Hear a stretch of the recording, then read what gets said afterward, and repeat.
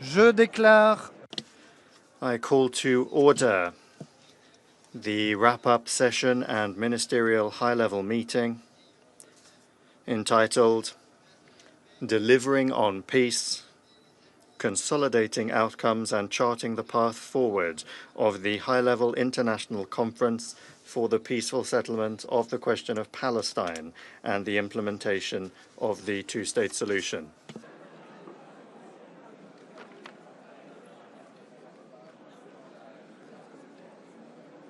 Silence, s'il vous plaît. Silence, please.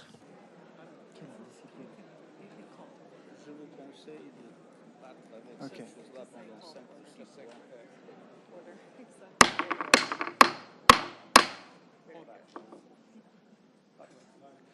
Mesdames et messieurs les chefs d'État, Distinguished heads of state and government, distinguished ministers, Your Excellency, Mr. Antonio Guterres, Secretary General of the United Nations, Your Excellency Philemon Yang, President of the General Assembly, Excellencies, ladies and gentlemen, let me take this opportunity to cordially welcome all of you. I am honored to serve as your co-chair together with His Highness Prince Faisal bin Farhan Al Saud, Minister for Foreign Affairs of Saudi Arabia. Joining us this morning on the podium are His Excellency the Secretary General of the United Nations and His Excellency the President of the General Assembly. We thank you for joining us. This meeting brings together the outcomes of the thematic roundtables and working groups convened under the auspices of the high-level conference. It is aimed at consolidating key insights, highlighting consensus across political, legal, economic, and humanitarian tracks, and focusing on concrete next steps. I now give the floor to my fellow co-chair, His Highness Prince Faisal bin Farhan Al Saud, Minister for Foreign Affairs of Saudi Arabia, for his opening remarks. In the name of God, most gracious, most merciful, ladies and gentlemen, I express my sincere gratitude to His Excellency, the Foreign Minister of France, and the chairpersons of the working groups and roundtables for the efforts that they have made over the past months in preparing for this important conference, which is a pivotal station towards the two-state solution and ending the occupation for a just and lasting peace in the Middle East. And here we welcome the announcement by His Excellency the President of France, Macron, and of his country's intention to recognize the state of Palestine. This is a historic stage that reflects growing international consensus on the right of the Palestinian people to establish their independent state, and this aims to settle the international atmosphere towards the two-state solution. Kingdom of Saudi Arabia believes that achieving peace and prosperity for all peoples in the region starts by upholding justice for the Palestinian people and allowing them to exercise their legitimate rights, at the forefront of which is establishing their independent state on the 4 June 1967 borders with East Jerusalem as its capital. This is not simply a political position. Rather, this is a deeply entrenched belief that an independent Palestinian state is the true key to peace in the region. The Kingdom of Saudi Arabia, since the beginning of the catastrophic humanitarian crisis in Gaza and the dangerous escalation in the West Bank, we have given immediate and continuous support, either through humanitarian and relief aid or through supporting the all international organizations working, especially UNRWA and the World Food Programme and the Palestinian Authority. We stress that this humanitarian catastrophe that is a result of Israeli war and grave humanitarian violations must stop immediately so that we could end the suffering of the Palestinian people and hold accountable those who are responsible for it and put an end to a policy of impunity in a manner that's in line with the principles of international humanitarian law. Ladies and gentlemen, the Kingdom of Saudi Arabia affirms the need to combine international efforts through this conference and through the words of the International Alliance to implement the two-state solution, to uphold the rights of the Palestinian people and support them in building their capacities and their state institutions, and within our commitment towards supporting the peaceful settlement. The Kingdom of Saudi Arabia supports what the Palestinian President Mahmoud Abbas said in conducting institutional reform so that the Palestinian Authority would be able to meet the aspirations of the Palestinian people. And we welcome the measures taken by the Palestinian government here, Prime Minister, and we welcome the participation of the Palestinian Prime Minister here. We support the efforts in development, youth empowerment, and supporting the Palestinian economy. The Kingdom of Saudi Arabia, in cooperation with the Republic of France, has guaranteed has helped in the World Bank transferring a sum of money to the Palestinian efforts, and we're working on signing a memorandum of understanding with the Palestinian Authority on technological transformation and human resources improvement, as well as supporting the Palestinian business sector. Here we give due importance to a digital transformation and improving education in Palestine through technology transfer and improving the capacities of government employees, allowing data and technology in to Palestinian youth to learn this technology is a step towards the future. And the Arab Peace Initiative, ladies and gentlemen, that was adopted in Beirut is the basis for any just and comprehensive peace. And here we confirm the need to support the international alliance for the two-state solution, to follow up on the outcomes of this conference, and to consolidate international efforts to implement clear steps that are chronologically clear to put an end to the occupation and embody the Palestinian state in a manner that would achieve stability and security to all the region and enhance cooperation between the different countries in a manner that would bolster international peace and security. In closing, I call on all states attending here to join the outcome document, which is a joint road plan towards the implementation of the two-state solution, and to combat any means to undermine it and to enhance peace possibilities that still exist if the will is there for them. Thank you.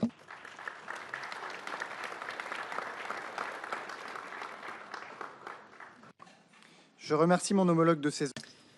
I thank my fellow co-chair for these remarks, and before we proceed, I would like to make some opening remarks.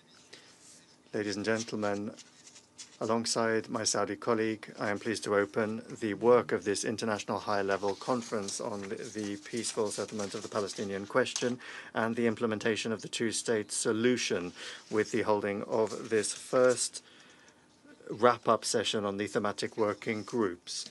80 years after the creation of the United Nations, we cannot accept civilians, women, and children being targeted when they go to food distribution places. That is unacceptable. Your presence in large numbers here today demonstrates the consensus and the mobilization of the international community around the appeal for the end of the war in Gaza. The New York conference, and this will be my second point, must be a turning point and a transformational juncture for the implementation of the two-state solution. We must work on the ways and means to go from the end of the war in Gaza to the end of the Israeli-Palestinian conflict at a time when this war is jeopardizing the stability and security of the entire region. To achieve this, only a political two-state solution will help respond to the legitimate aspirations of Israelis and Palestinians to live in peace and security. There is no alternative. Faced with the growing number of fait accompli on the ground and the unprecedented acceleration of the Israeli settlement building policy in the West Bank, the prospect for a viable Palestinian state must be preserved through the implementation of concrete measures. That is the meaning of the work of the 8 working groups constituted in the framework of this conference. Those groups are the driving force of our diplomatic initiative. Their work, which will be covered over the course of this morning, aims to identify concrete contributions that can be made to make the two-state solution a reality in all of the political, security, economic, and humanitarian dimensions of the Israeli-Palestinian conflict. The 17 co-chairs of the working groups have carried out in-depth work, the result of a lengthy consultation process consulting UN member states. They have mobilized, together with international organizations, NGOs, civil society, and thank you all. My third and final message is that through this New York process, we have begun an unprecedented and unstoppable momentum for a political solution in the Middle East, which is already beginning to bear fruit. In the context of this conference, we have managed to relaunch a collective momentum moving towards a political solution to the Israeli-Palestinian conflict, which responds to the legitimate security considerations of Israel and which ultimately ensures the contiguity and viability of the Palestinian state. We have returned to the center of diplomatic efforts the recognition of Palestine, the normalization and regional integration of Israel, the reform of Palestinian governance, and the disarmament of Hamas. It is in the context of this process that Mahmoud Abbas, in a letter last month, passed on to the President of the French Republic and the Crown Prince of Saudi Arabia, took historic commitments, clearly condemning the terrorist attacks of the 7th of October, announcing the holding of elections in a year's time, committing to reforms to lead to the de-radicalization of Palestinian society, and affirming that this state of Palestine would be demilitarized. Another step forward in this New York process is that France, on the 13th of June in Paris, hosted an unprecedented meeting of Palestinian civil society and Israeli civil society. They held a dialogue on how to emerge from this permanent state of war through a political, just, and lasting solution to the Israeli-Palestinian conflict. Faced with the continuation of the war and the humanitarian tragedy in Gaza, through this conference we launch a collective appeal to action. This war has lasted for too long and it must end. The guns must be silenced and give way to an immediate and lasting ceasefire. All of the hostages captured following the barbaric attacks of the 7th of October 2023 carried out by Hamas and other terrorist groups must be released immediately, unconditionally, and in dignity. The calvary of the civilian population in Gaza in the midst of this humanitarian catastrophe must end. Ladies and gentlemen, the co-chairs of the working groups, the work that you are going to present to us today will serve as a compass for the entire international community to pave an irreversible political path towards the implementation of the two-state solution. Thank you.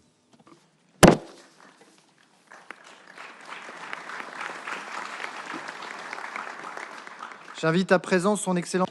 I now invite His Excellency Mr. Antonio Guterres, Secretary General of the United Nations, to make a statement. Excellencies, ladies and gentlemen, I thank the government of France and the Kingdom of Saudi Arabia for organizing this international conference on the implementation of the two-state solution. We are here today with our eyes wide open, fully aware of the challenges before us. We know that the Israeli-Palestinian conflict has endured for generations, defying hopes, defying diplomacy, defying countless resolutions, and defying international law. We know that the conflict continues to take lives, destroy futures, and destabilize the region and our world. But we also know its persistence is not inevitable. It can be resolved. That demands political will and courageous leadership, and it demands truth. The truth is we are at a breaking point. The two-state solution is farther than ever before. Excellencies, nothing can justify the horrific 7 October terror attacks by Hamas and the taking of hostages, both of which I have repeatedly condemned. And nothing can justify the obliteration of Gaza that has unfolded before the eyes of the world.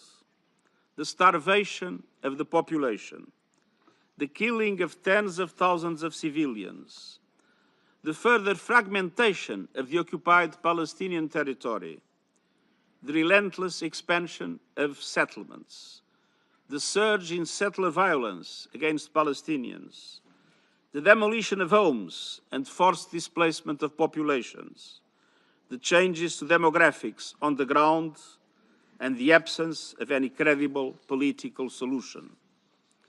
And the support, as expressed in a Knesset declaration voted last week, for annexing the occupied West Bank. Let's be clear. The creeping annexation of the occupied West Bank is illegal. It must stop. The wholesale destruction of Gaza is intolerable. It must stop. Unilateral actions that would forever undermine the two-state solution are unacceptable. They must stop. Excellencies, these are not isolated events.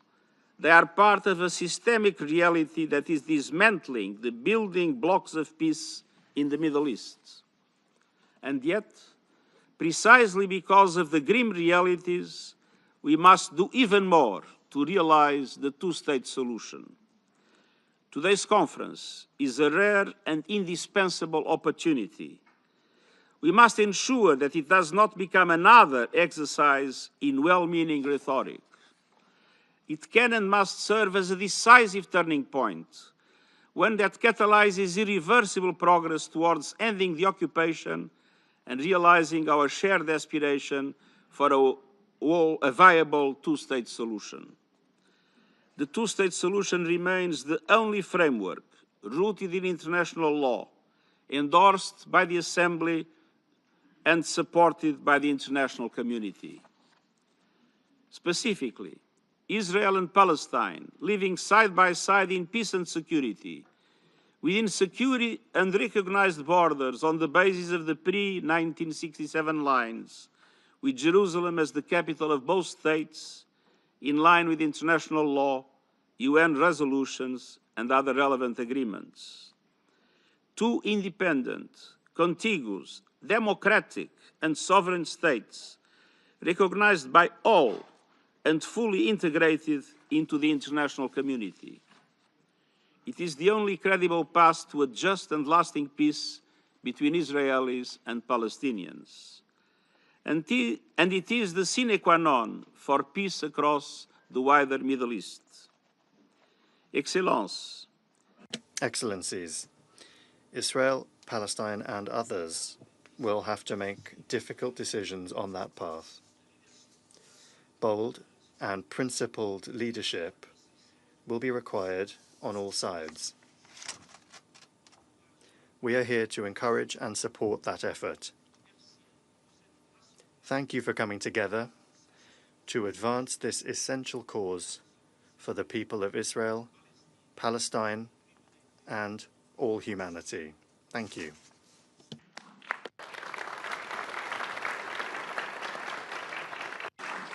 Je remercie le secrétaire. I thank the Secretary General for his statement.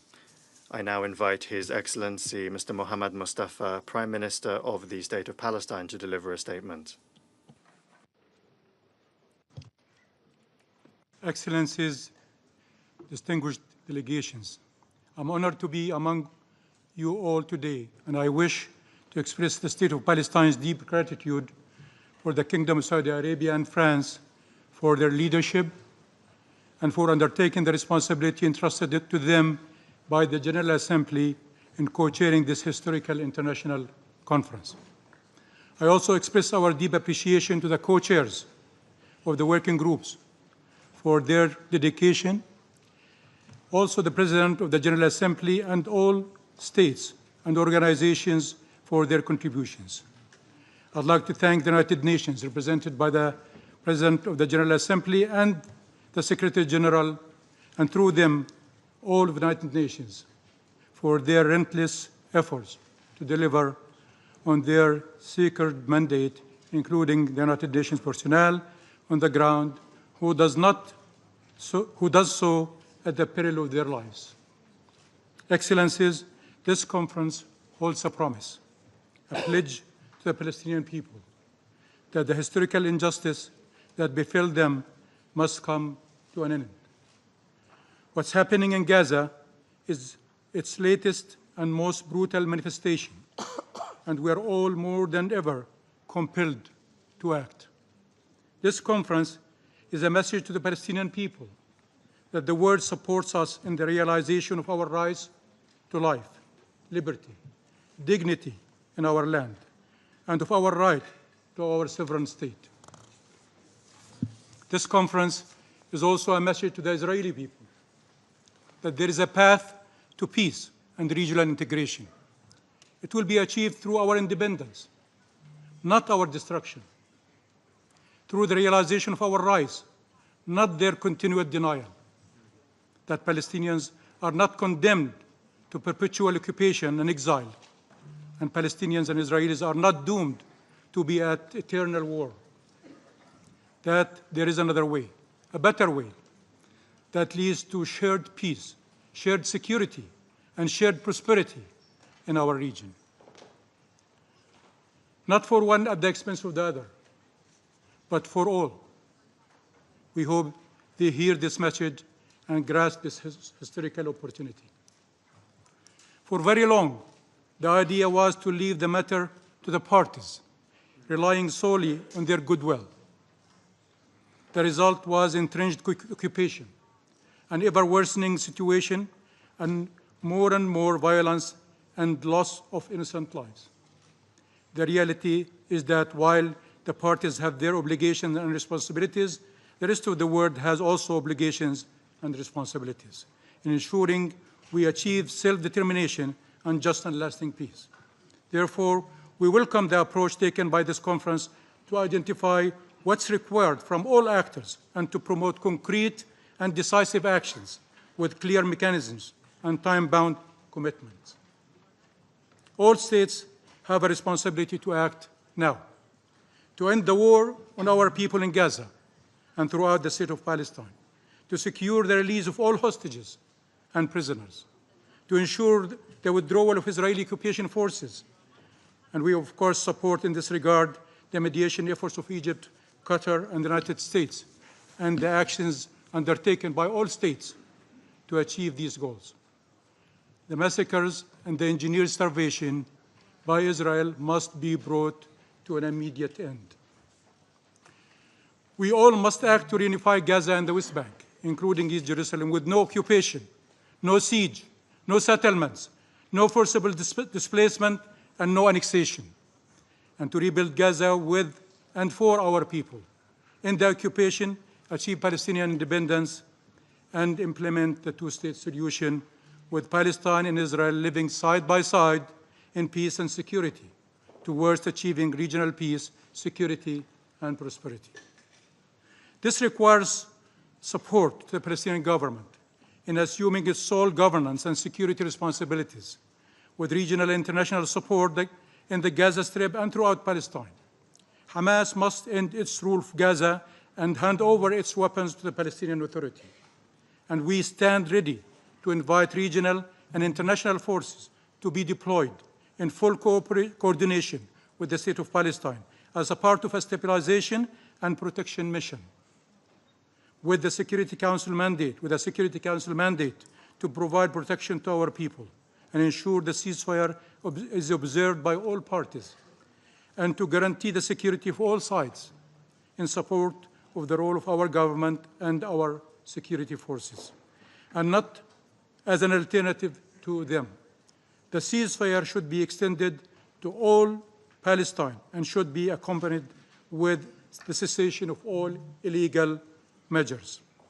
I call on all of you to take every action you can take to advance these goals, ending the war on our people, ending the occupation, achieving shared peace, security, and prosperity. I ask you to do that without delay or hesitation. Too much is at stake.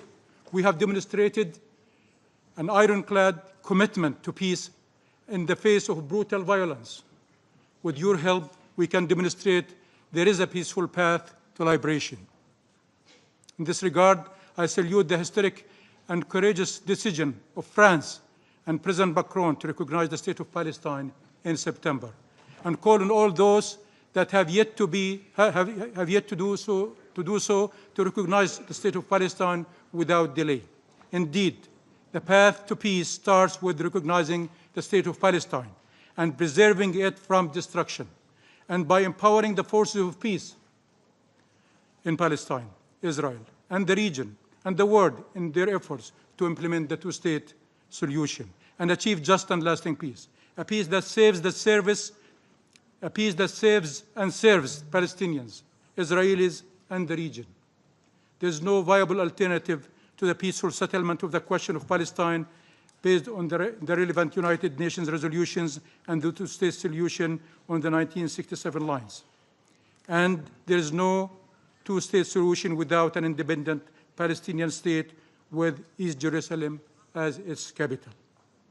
Every state represented here can do what they can, but they must act now to promote compliance and deter violations, to promote commitment, not indifference, to advance accountability, not impunity, to achieve just and lasting peace, not full perpetual occupation and conflict.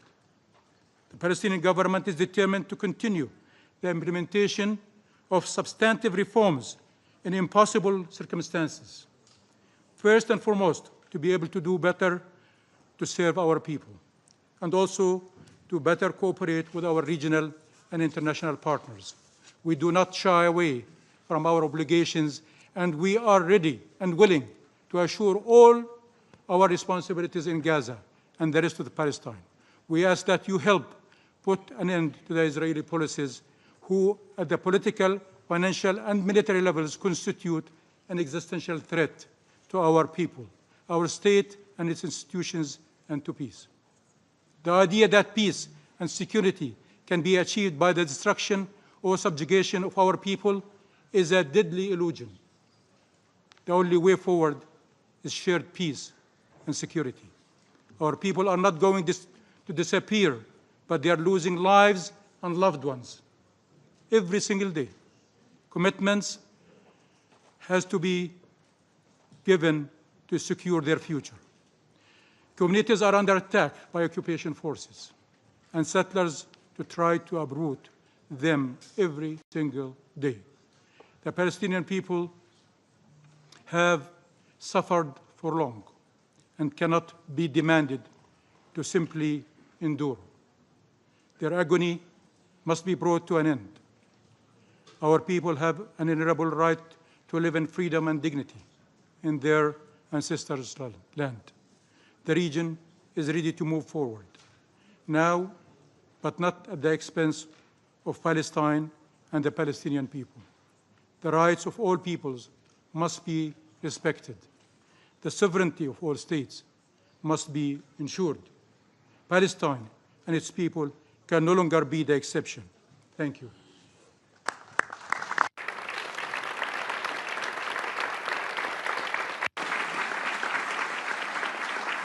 Je remercie. I thank the Prime Minister of the State of Palestine. And before closing the first part of our meeting, I suggest that we stand and observe a minute of silence in the memory of all of the victims of the tragedies that have been bereaving the region since the 7th of October 2023.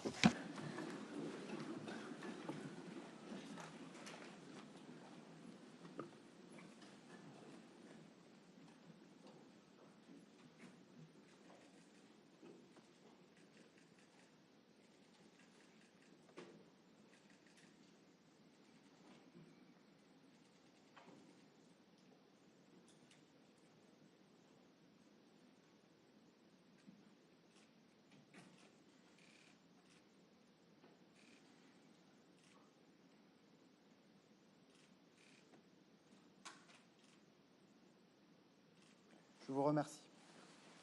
Thank you.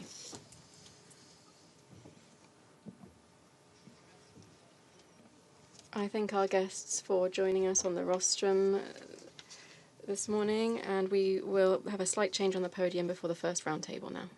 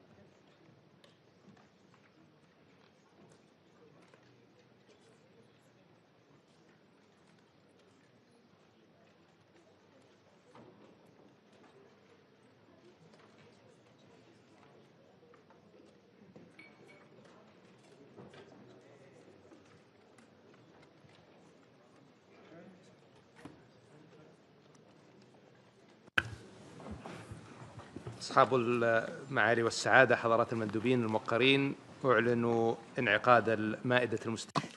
Your Excellencies, ladies and gentlemen, we will now convene the first roundtable entitled The Case for Peace, Advancing the Two-State Solution Through Narrative Measures and International Law. Joining us at the podium for this segment of this meeting is Her Excellency Mary Robinson, former President of Ireland, former UN High Commissioner for Human Rights, and former Chair of the Elders. We warmly welcome her presence today. In accordance with the program circulated, we will first hear interventions by the co-chairs of thematic working groups 3, 7, and 6. I would like to remind that all interventions are limited to 3 minutes and should be made from your seat. After the interventions by the co-chairs, we will hear a keynote address by our guest speaker.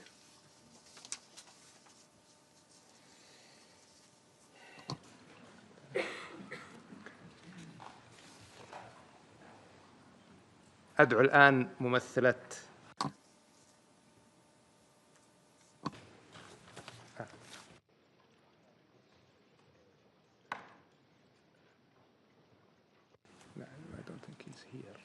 أدعو الآن ممثل. I now invite the distinguished representative of Qatar, His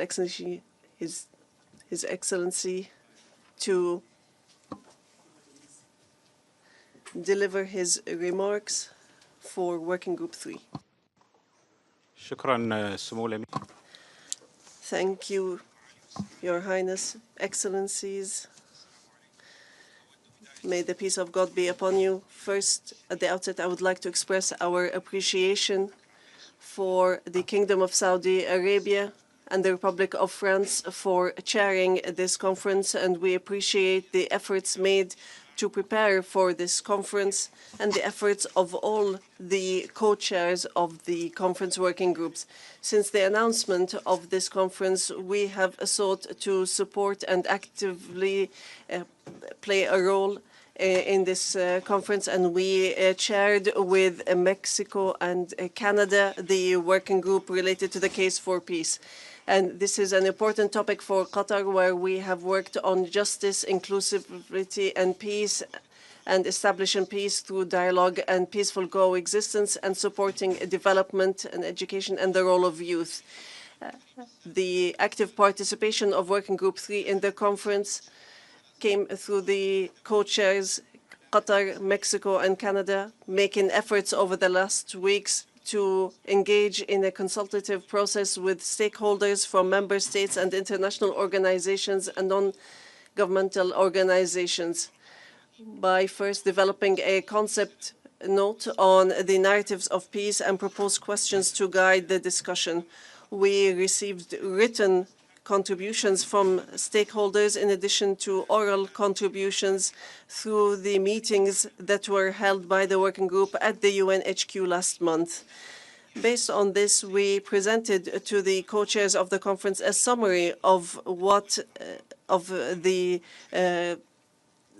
specific proposals and projects that we agreed to. I would like to highlight a number of elements that were included in the deliberations of Working Group 3. First, it is clear that there is a consensus that peace narratives should be within a framework that is related to international law, human rights, and international resolutions, and that lasting peace can be established through a two-state solution, which includes the establishment of an independent Palestinian state on the borders of 1967 with East Jerusalem as its capital. Second, it was emphasized that there is a need to deal with the root causes of the conflict, in addition to recognizing the humanitarian suffering.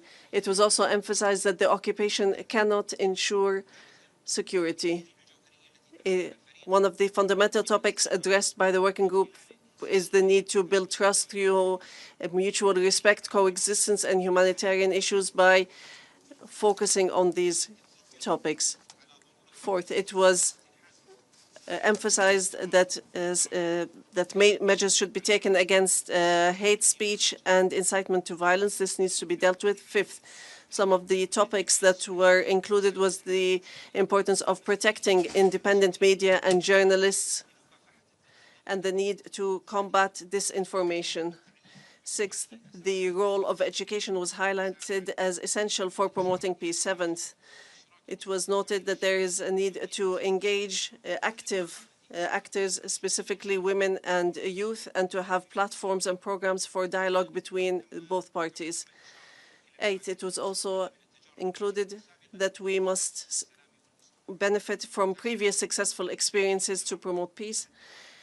The essential role of civil society was also highlighted. In closing, we hope that the consultation meetings of the working group will lead the conference to take outcomes that will make sure that the international community will undertake its responsibilities regarding the Palestinian state to take future steps, and that this will be a basis for the work in the future, and that there needs to be an active follow-up for proposals and initiatives. We also look forward to have this conference participate in the establishment of an independent Palestinian state that is sovereign, geographically contiguous, with sovereignty on the borders of 1967, with East Jerusalem as its capital, that has international recognition and the UN membership that it deserves. Thank you.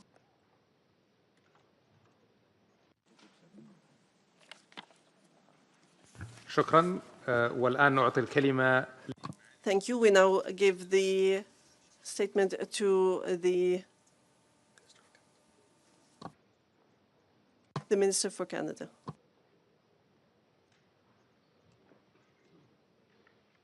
Excellencies, delegates, distinguished guests, I would like to begin by thanking France and the Kingdom of Saudi Arabia for bringing us together at this critical moment. Painful realities that continue to tear at the fabric of the region. Escalating violence, devastating civilian casualties, hostages still in captivity, a deepening humanitarian crisis in Gaza, relentless settlement expansion in the West Bank, and the continued threat of terrorism. All of this making the prospects for peace feel more distant. Canada believes a two-state solution remains the only viable path to lasting peace for both Palestinians and Israelis. At the plenary session this afternoon, I will have more to say about Canada's position. We are here today because this moment demands political courage and resolve, and we must stand together and choose a different path, one that leads toward a sustainable and a just solution. And political agreements alone are not enough. We must also address the narratives shaping identity, perception, and legitimacy, as these lie at the heart of the conflict. As G7 president, Canada is engaging closely with regional partners, and the message is clear. The region must be defined by peace, by stability, and by dignity for all. Guided by this understanding, Canada, alongside Qatar and Mexico, is co-leading this Narrative for Peace working group, aimed at building an inclusive framework grounded in dignity and coexistence. Peace is not only about borders and agreements, it is also about shared stories and understanding that humanize all sides and foster trust. Canada is committed to initiatives that amplify voices of peace, promote understanding, and reject division. We support local mediation and peace-building efforts, empower youth and women leaders, and champion press freedom and inclusive dialogue. I would like to briefly mention two other working groups at this conference in which Canada is contributing also: the security sector and humanitarian action and reconstruction groups. En tant que principal contributeur, as the main contributor to the Office for the Coordinator for Security since 2005, Canada advocates coordinated regional support, unified Palestinian governance, and cooperation in security with Israel.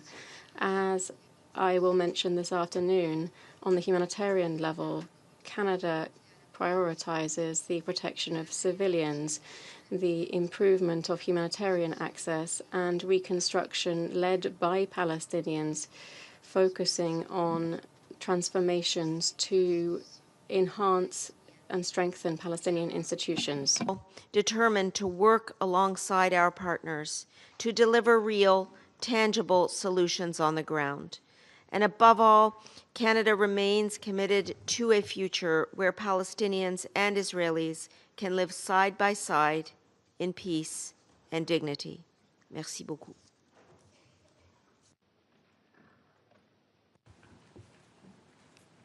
أشكر معالي وزيرة خارجية كندا وأعطي الكلمة. I thank the Foreign Minister of Canada, and I give the floor now to the Permanent Representative of Mexico.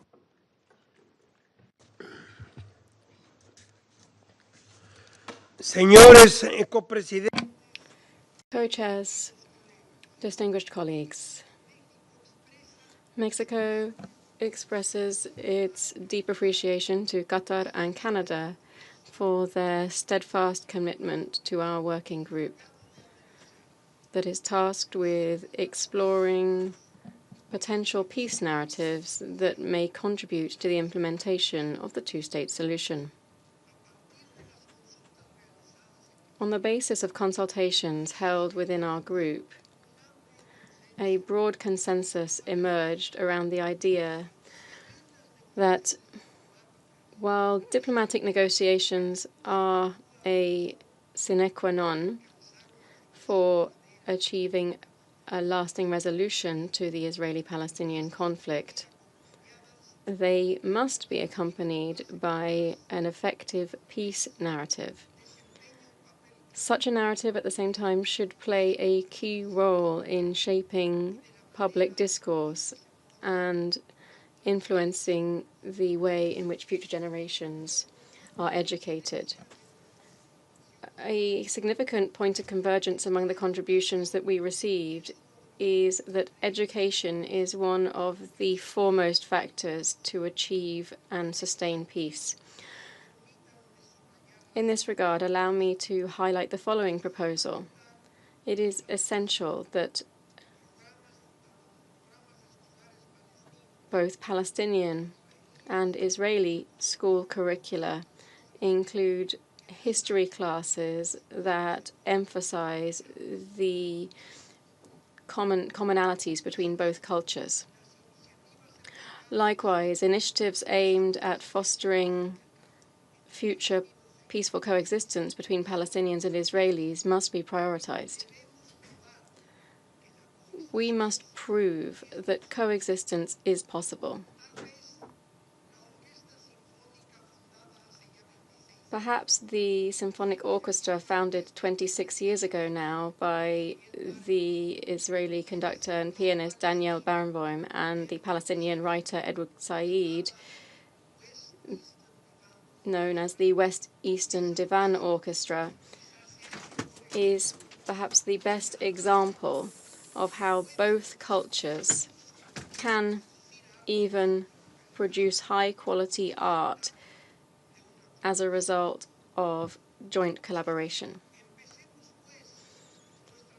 Let's therefore begin our work this morning with the staunch belief that two states represent the only viable solution at this stage of what represents one of the great tragedies of history, and one which we bear the generational responsibility to resolve. Thank you very much.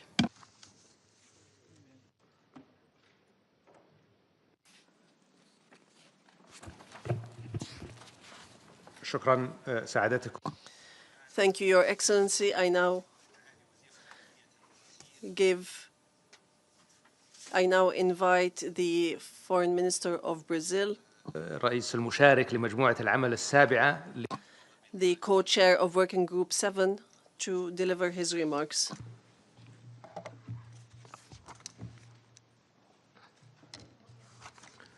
Thank you, Mr. Chair, Excellencies. Brazil co-chaired with Senegal Roundtable 7 on promoting respect for international law.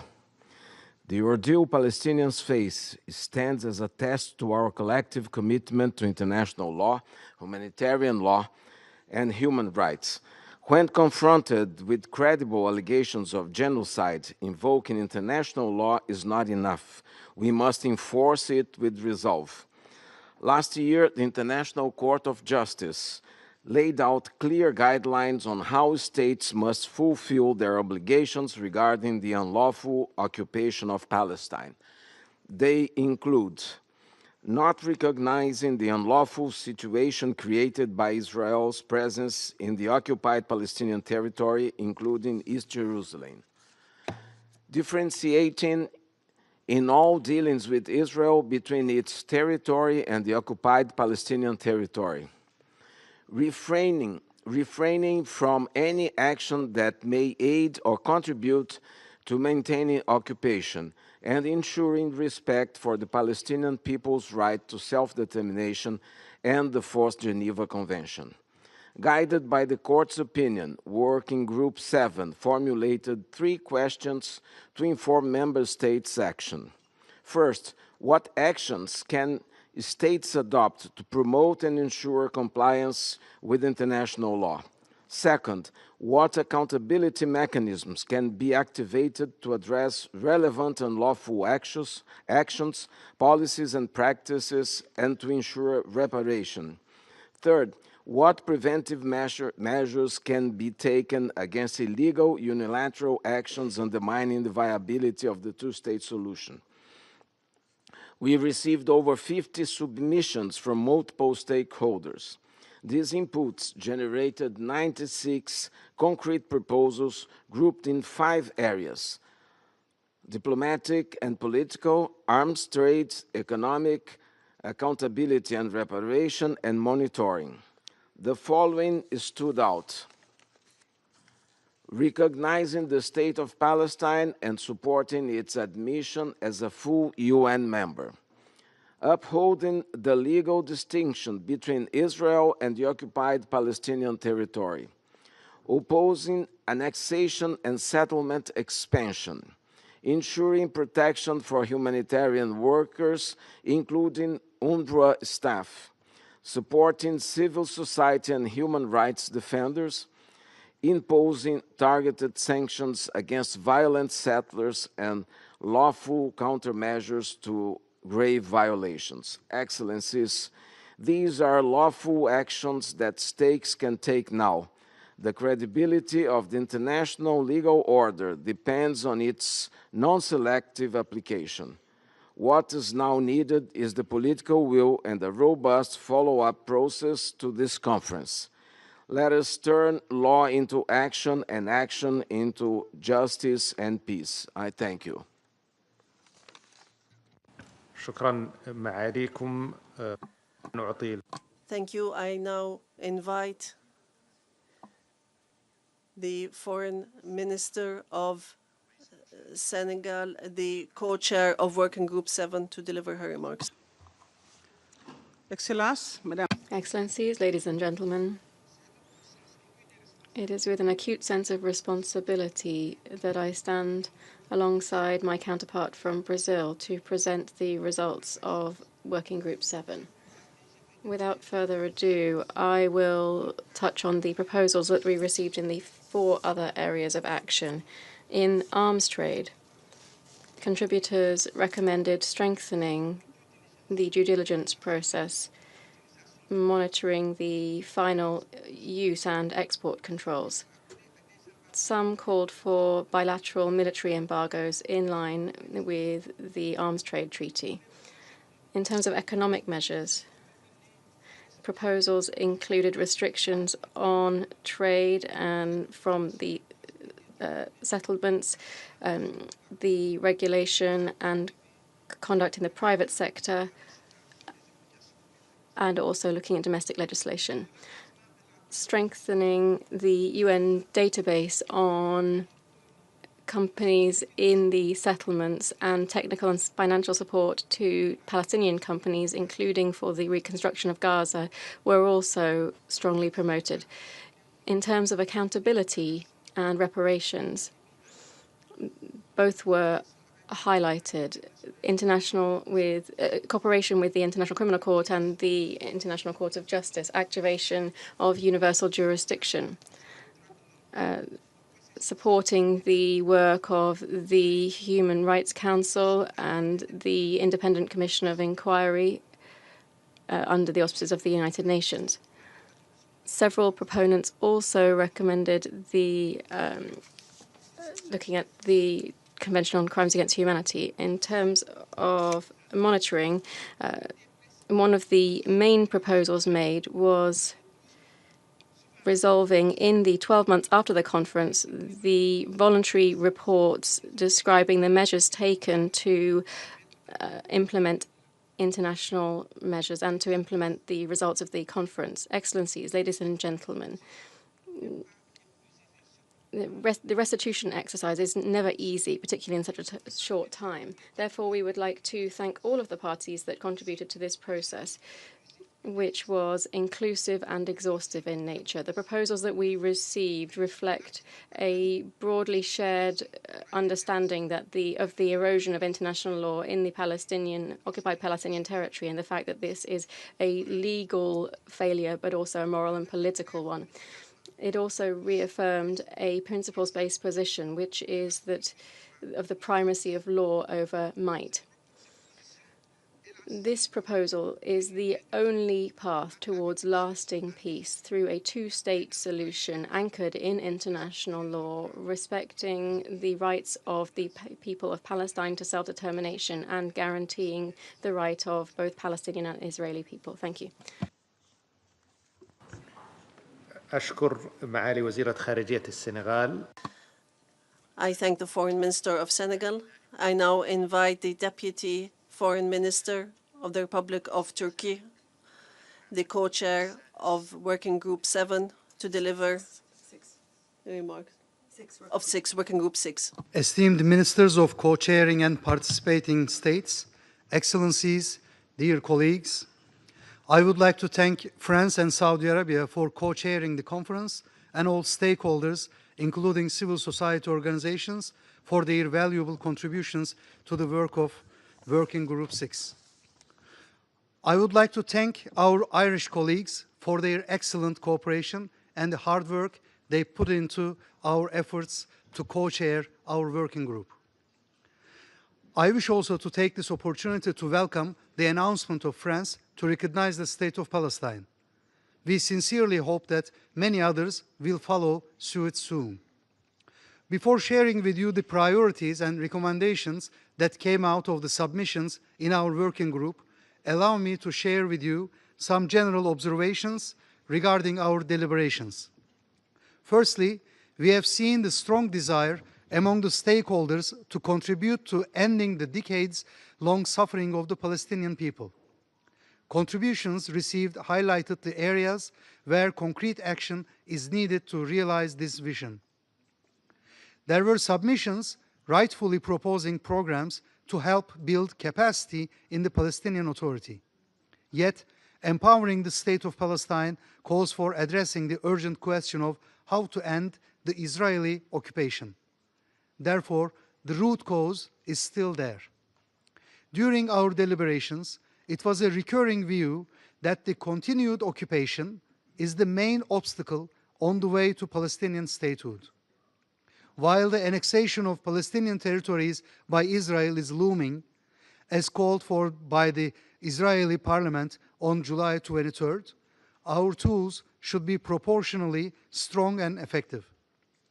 Some stakeholders made submissions proposing the establishment of mechanisms to enforce international law and international humanitarian law.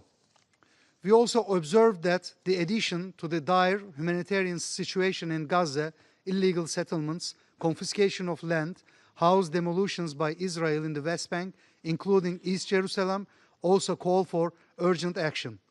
Some stakeholders emphasized that measures, including sanctions, should be imposed against settlers in the occupied Palestinian territory. Israel may also be subjected to coercive measures, as it is the enabler of the illegal settlements.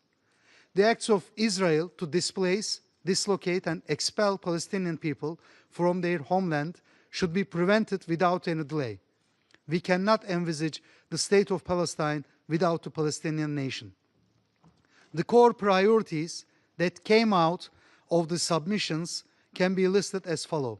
First, implementation of the two-state solution. Second, recognition of the State of Palestine and the admission of the State of Palestine as a full member in the UN. Third, humanitarian and reconstruction efforts in Gaza. Fourth, institutional development. Fifth, halting settlement expansion and forced displacement.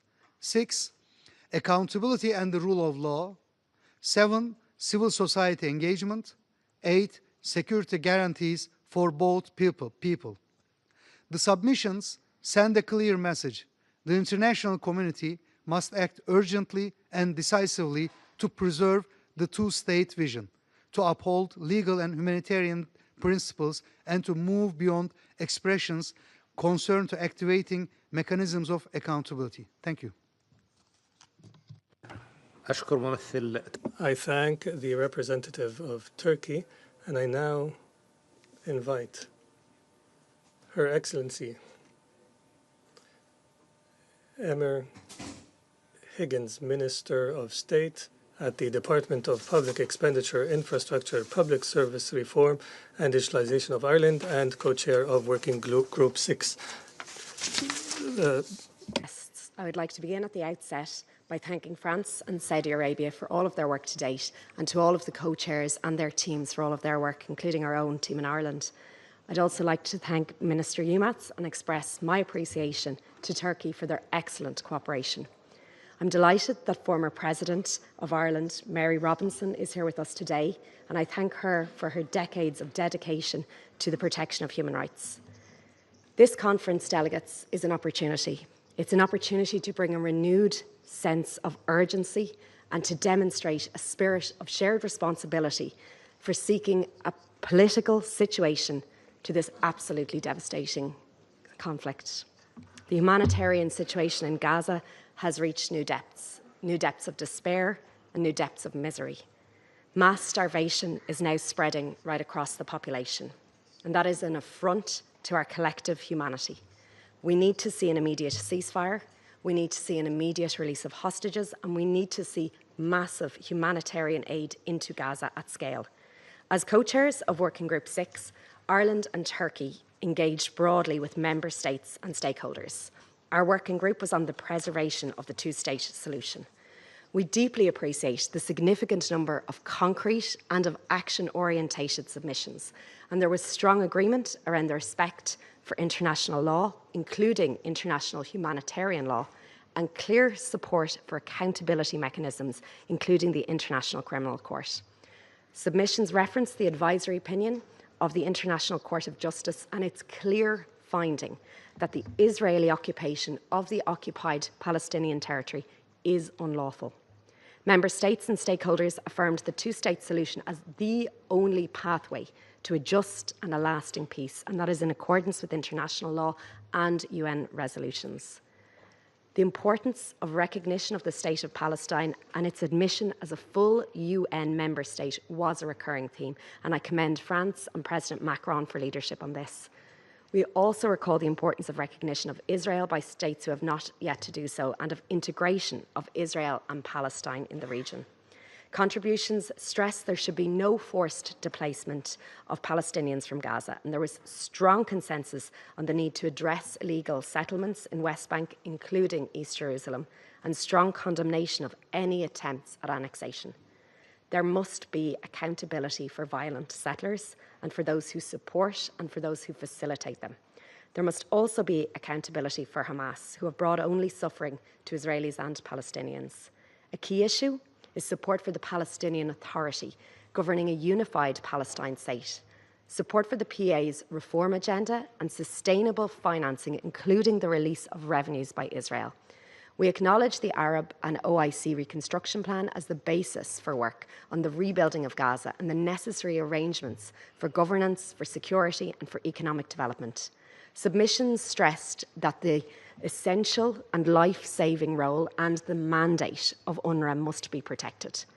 As a country with experience of overcoming conflict, Ireland recognises the important role of both civil society and in particular of women in laying the groundwork for peace.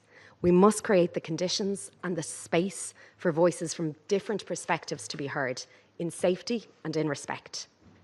We must now seize this opportunity to end the devastating cycles of violence and make good on our commitments to implement once and for all the two-state solution in the interests of both Israelis and Palestinians. Thank you.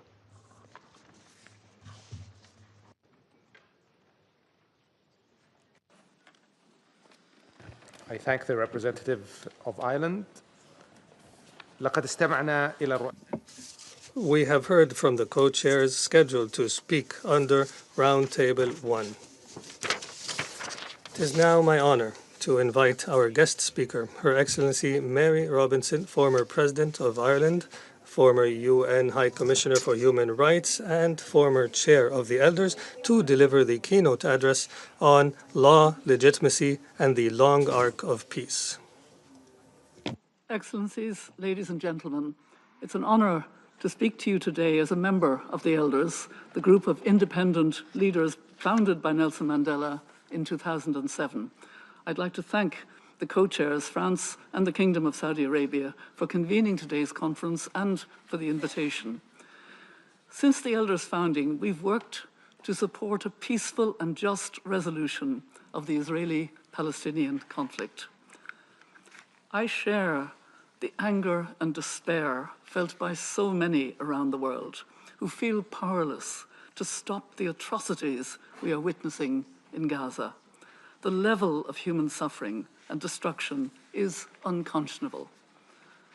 Occupation and violence have reached new depths of inhumanity over the past 2 years, from the horrific Hamas attacks of the 7th of October 2023 and the taking of Israeli hostages, to Israel's collective punishment of Palestinians in Gaza, including indiscriminate bombardments, repeated mass displacement, and the use of starvation as a weapon of war. International norms and standards are being abandoned and openly scorned. This conference must be a turning point towards a different future. As political decision makers, you have the power and responsibility to compel a change of course. It's time for collective action, starting with recognition of the State of Palestine as a transformative step that should be taken now. Why now? Because the dehumanizing of the Palestinians by the extremist government of Israel has reached a critical point. Let us recall that Prime Minister Netanyahu telephoned Pope Leo to apologize for the injury to Father Gabriel Ramanelli when the Catholic Church was bombed in Gaza. Prime Minister Netanyahu has not apologized for the more than 17,000 children killed in Gaza, or the many more children left without limbs and without family members. He has not apologized for all the children of Gaza who have been traumatized by this totally disproportionate war and are now hungry to the point of starvation. No apology has been deemed necessary because the children of Gaza have become dehumanized by this Israeli government. I welcome President Macron's announcement that France will recognize Palestine. The United Kingdom has said it will recognize Palestine when it would be an effective and not just a symbolic step. Surely this is the moment, because later it will simply be too late. Excellencies, I would now like to address two issues. First, measures to uphold international law and end impunity for systematic violations. And second, how to help lay the groundwork for peace. It is my personal view that we are seeing an unfolding genocide in Gaza. It is for international courts to make a final determination. But member states cannot wait for this.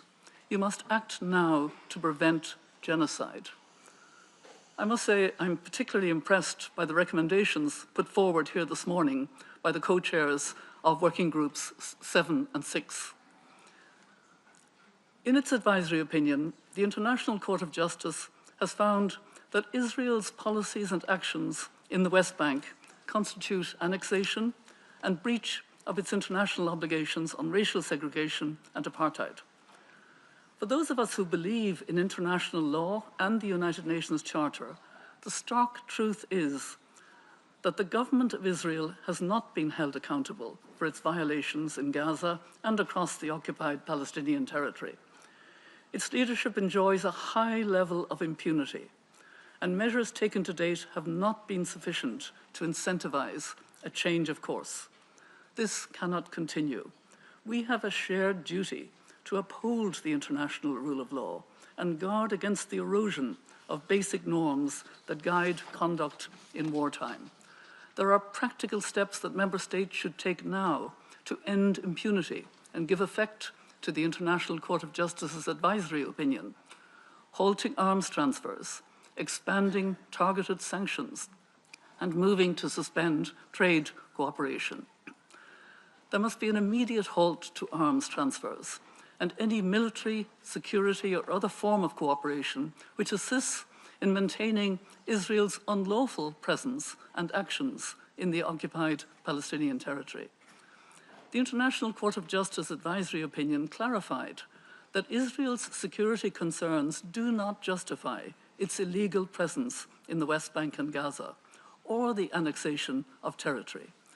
Self-defense cannot be invoked as justification for supplying arms when the use of force is unlawful or there is an overwhelming evidence of atrocity crimes. Ensuring the security of Israelis is central to finding a lasting solution, but this cannot be achieved when arms are used to perpetuate an unlawful occupation and atrocity crimes are fueling grievances on a colossal scale. Of course, there must also be accountability for systematic violations of international law by Hamas and other Palestinian armed groups, including the continued holding of Israeli hostages. It is right that member states have strengthened sanctions against Hamas in response to its atrocity crimes against Israeli civilians. The right of the Palestinian people to resist an unlawful occupation can never justify targeting civilians in Israel. Member states should also act collectively to expand targeted sanctions against the Israeli leaders responsible for systematic violations of international law in Gaza and the West Bank. I commend the governments of Australia, Canada, New Zealand, Norway, and the United Kingdom for imposing targeted sanctions in response to the dangerous rhetoric of some Israeli ministers. To achieve greater impact, governments must work together to build on this and put in place a robust set of targeted sanctions. Sanctions should continue to be strengthened against violent settlers and non-state entities funding and supporting illegal settlements. But let us be clear, it is the government of Israel that is driving settlement creation and expansion. This is not a recent initiative of a few extremist ministers. It is an enterprise that has been advanced by successive Israeli governments over many decades in clear violation of international law. Member states should expand sanctions and other measures in response to the announcement of new settlements, such as the recent revival of the E1 settlement plan, which would sever the West Bank in two. It's also high time for member states to cease any assistance to or trade with illegal settlements. I particularly welcome the recent decision of my own country, Ireland, to advance legislation on this. I urge other states to follow suit. All existing and future trade cooperation with Israel should be reviewed with a view to suspension. Maintaining preferential trade access in such a context cannot be justified. It is deeply disappointing that European Union members have still taken no collective concrete action in response to Israel's persistent violations of Article 2 of the EU-Israel Association Agreement. Excellencies, measures to end Israel's impunity, including the ICC arrest warrants, which should be enforced, are not anti-Semitic. They are a necessary response to actions of the government of Israel, which are opposed by many sections of Israeli society. the elders stand in solidarity with the growing number of Israelis who both want the hostages to be released by Hamas and the humanitarian crisis and war in Gaza to end. We are seeing acts of extraordinary courage from Israelis and Palestinians who have suffered deep trauma and loss, but who are challenging extremist narratives within their own societies, recognizing the humanity in each other, and working to forge a common vision of a shared future. Just today, 2 Israeli human rights organizations, B'Tselem and Physicians for Human Rights, have issued reports saying Israel is committing genocide against Palestinians in Gaza, and Western countries have a legal and moral duty to stop it. Creating the conditions of peace requires challenging the dehumanizing rhetoric and incitement on both sides that fuels hatred and legitimizes violence. Women have a particular role to play in peace building. In Northern Ireland, they came out of their housing estates and reached across the divide. Women are likewise at the forefront of many of the peace efforts in Israel and Palestine, leading civil society initiatives and creating partnerships for peace. At the political level, the Arab OIC plan for Gaza's reconstruction and recovery offers a pathway that can pave the way for a fully sovereign, unified Palestinian state, with an end to occupation and all forms of violence against civilians as part of a sustainable 2-state solution. Articulating this path in a way that engages both Israelis and Palestinians on the viability of an alternative, secure and hopeful future is essential. The arc of peace is indeed long in this region, but with collective action to apply international law, it bends towards justice.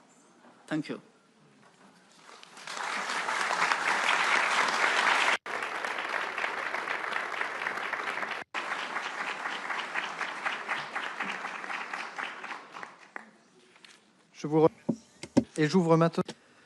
Thank you, and I now open Roundtable 2, entitled 2 States, 1 Future, Delivering Sovereignty, Guaranteeing Security for All and Economic Viability. Joining us on the podium is His Excellency Juan Manuel Santos Calderón, former President of Colombia, 2016 Nobel Peace Prize laureate and Chair of the Elders. We warmly welcome his presence today.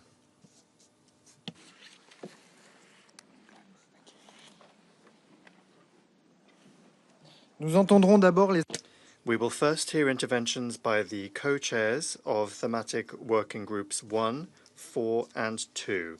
Immediately thereafter, we will hear an address from our guest speaker. I now invite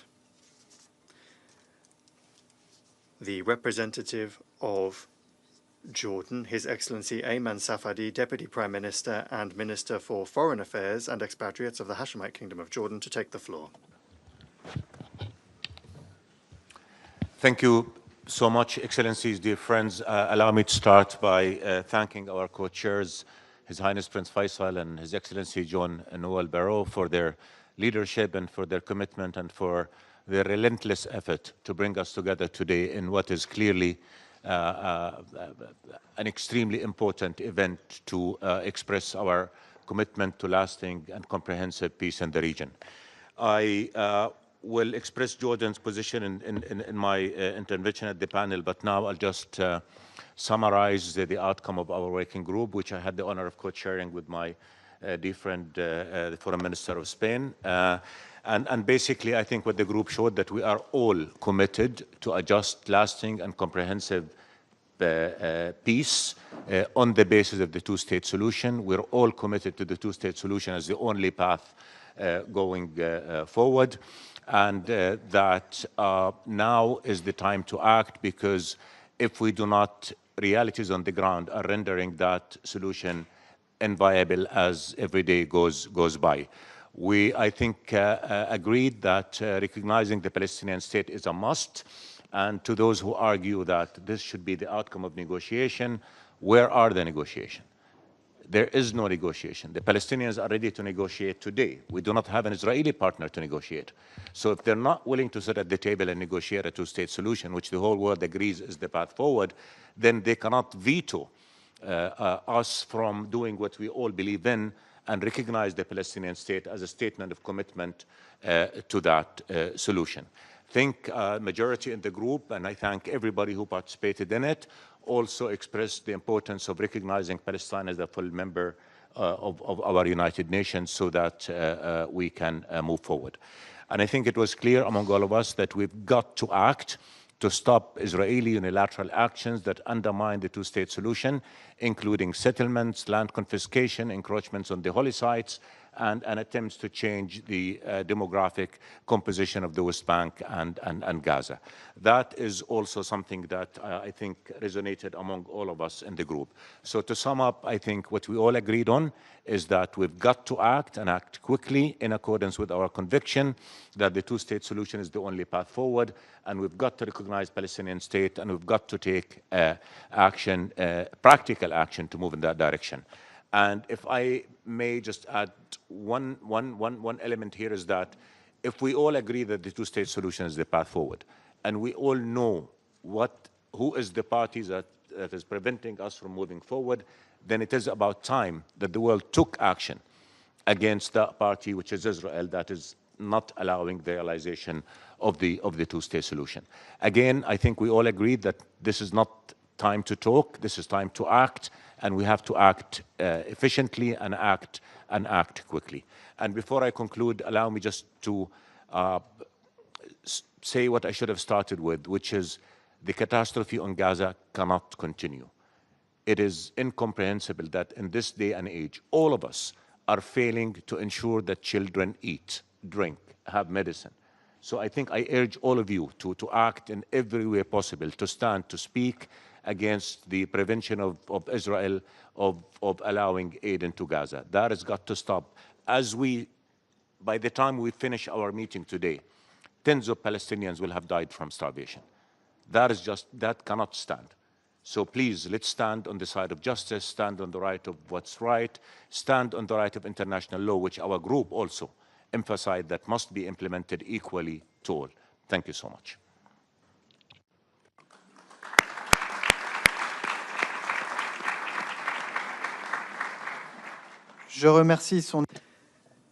I thank His Excellency Ayman Safadi, and I now invite the representative of Spain, His Excellency José Manuel Álvarez Bueno, Minister for Foreign Affairs, European Union and Cooperation of Spain, co-chair of Working Group 1, to take the floor.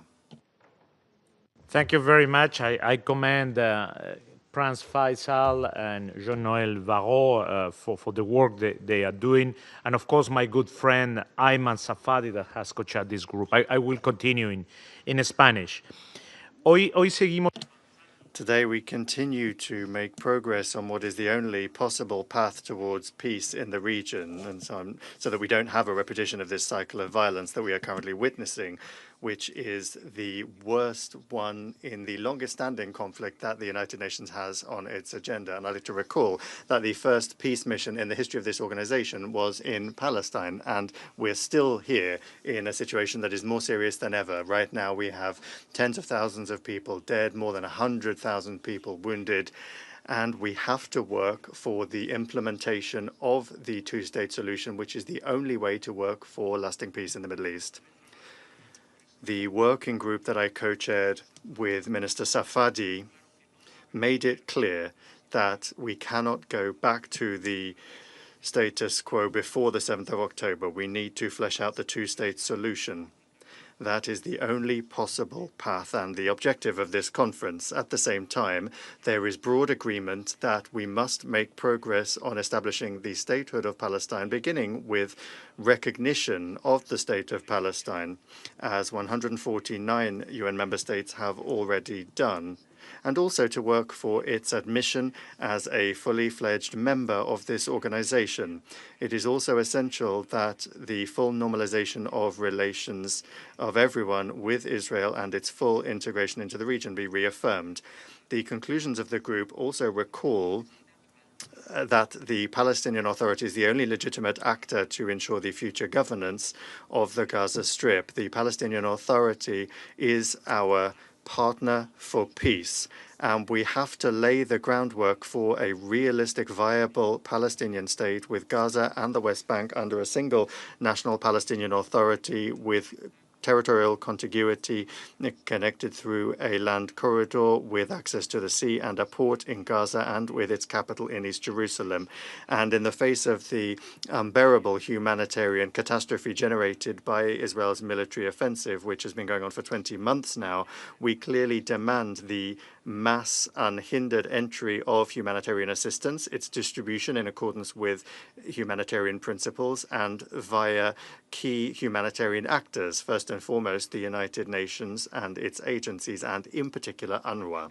And lastly, we recognize the need to comply with international law and international humanitarian law, with resolutions of the United Nations Security Council, with the advisory opinion of the International Court of Justice of the 19th of July 2024, and we cannot accept unilateral decisions that obstruct the viability of this two-state solution. We cannot accept settler violence. We cannot accept forced displacement, successive waves of forced displacement. And if there is a violation of the legal framework that we ourselves have voted for and which is binding upon all of us and also on Israel, then the relevant responsibility should be pursued. Thank you very much.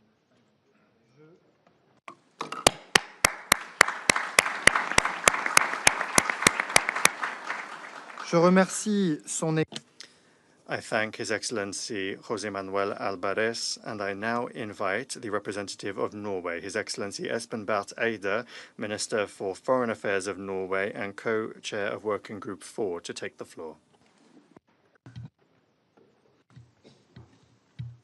Thank you, dear Jean-Noël Barrot. Thank you also, His Highness Prince Faisal Al Farhan, for bringing us together here and for convening this important roundtable. And together this morning, we are focusing on the pillars of Palestinian statehood, the foundations for freedom and independence, a sovereign state, as Jordan and Spain just talked about, the security of Palestinians and Israelis alike, as we will hear more about afterwards, and now on the economic viability of the state. Working Group 4, which Norway has had the pleasure of leading together with our good friends from Japan, and thank you for the excellent cooperation, has been working on this theme. But all these issues, friends, are interlinked. Right now, and as laid out by Prime Minister Mustafa, there is an acute economic crisis in Palestine, threatening the very foundations of the state, the fabric of life, with the running of schools and hospitals and all public services, frankly, everything that has been built over the last 30 years. We need to stop this bleeding. Stop Israel from holding back clearance revenue transfers. Stop access and movement restrictions. Stop the expansion of settlement activities, which are confiscating land, hindering agricultural activity, and hindering trade and economic progress. While we should not bail out Israel, donors must stand by Palestine through direct support of the government in this critical situation. This is one of our group's strong recommendations. Therefore, I announce today an additional budget support of approximately $20 million US, and I call on others to do the same. But what is causing this economic crisis is not only the ongoing military activity. It is structural. It is political. With UN membership for the State of Palestine being blocked, the Palestine government does not have the same toolbox as other governments. The working group therefore supports the full integration of Palestine into the international monetary and financial system, the unification of Palestinian territory under a single governance structure is also highlighted by the group, as it would have immediate positive economic implications. And of course, the working group is clear that economic initiatives or incentives can only complement, not replace, the political process. There is no such thing as an isolated economic peace. It has to be part of a broader solution. Our discussions has drawn on earlier outcomes of the AHLC meetings, the Ad Hoc Liaison Committee, which, by the way, has been ad hoc for 31 or 32 years, and the Global Alliance for the Implementation of the Two-State Solution, and we will continue our work in both. During the upcoming UNGA high-level week in September, Norway will call again for a ministerial HALC meeting at ministerial level, and there will be an opportunity to elaborate more on this issue. And before I end, Chair, I would like to associate myself completely with the point just made by my good friend Ayman Safadi, the Foreign Minister of Jordan, that a key message from this conference has to be that absent any real negotiations, we cannot allow the continuation of the Israeli veto. It's like a reverse walkover. If you don't turn up to the match, if you don't turn up to the negotiation, nothing happens. That cannot continue. Israel, of course, is a sovereign nation with right of full responsibility of its recognized territory, but it cannot have a veto over the lands that it illegally occupies. Here, the international community, the world, has a voice, and we must stand together to use that voice to make a clear statement with both all the political implications and all the practical detail that that entails. And thank you for the attention.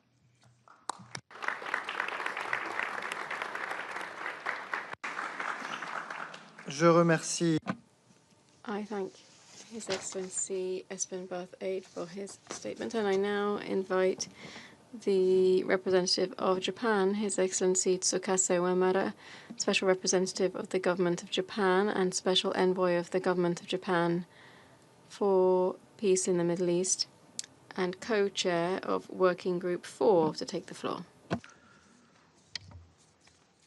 Thank you. Thank you very much. First, we'd like to express our sincere gratitude to France and Saudi Arabia for leading this high-level conference. And also, we appreciate many meaningful contributions made by all member states and international organizations. As for our working group, I don't have much to add what His Excellency, the Norway Minister Eide-san, just described. I may touch upon only a few points.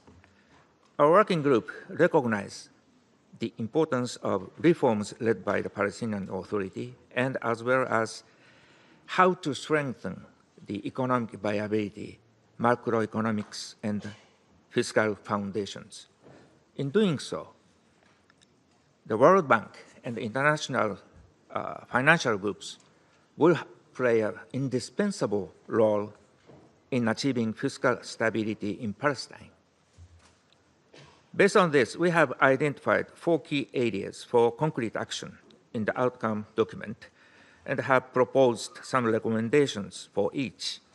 For details, the document will be available I understand, in the afternoon. Dear colleagues, realizing peace in the Middle East is not only essential for regional stability, but also a matter of international peace and security. Even now, the people of Gaza are facing a severe crisis of hunger and malnutrition. It is essential that the ceasefire be restored as soon as possible. Through this high-level conference, it is vital to affirm the need for a two-state solution and to place this issue back at the forefront of the political agenda. Lastly, Japan will remain actively involved in the early recovery and reconstruction of Gaza, drawing our own sad experience in recovering from World War II and numerous natural disasters in the past. We are determined to continue providing tangible and meaningful assistance to the most vulnerable. Thank you. I thank His Excellency Tsukasa Uemura, and I now invite the representative of Indonesia, His Excellency Aminata Nasir, Vice Minister for Foreign Affairs of Indonesia and co-chair of Working Group 2, to take the floor. Thank you, co-chairs.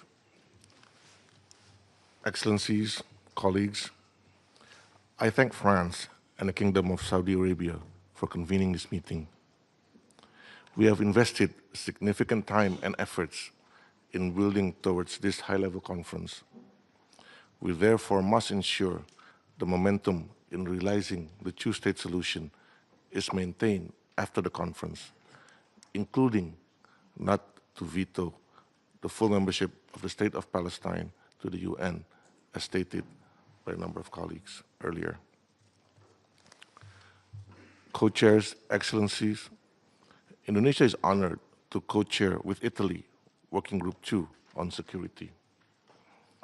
Our inclusive and transparent approach in Working Group 2 is anchored in two central objectives. First, to identify security guarantees for Israelis and Palestinians in full respect of the sovereignty of all states. And second, to identify the scope and the task of a stabilization or protection mission deployed under the aegis of the United Nations at the request of the Palestinian Authority and backed by the UN Security Council. We have received 30 submissions from member states, international organizations, and stakeholders. Based on these inputs, Indonesia and Italy have identified 4 main topics. First, establishing credible and equal security guarantees for both parties through cessation of violence and recognition of equal rights to safety is important. This includes actions to support immediate and permanent ceasefire, a critical element for any actions to ensure the security of both peoples. Another important action that have been proposed by member states are actions to create and support a Palestinian-owned transitional authority in Gaza in line with the Arab Group OIC reconstruction plan.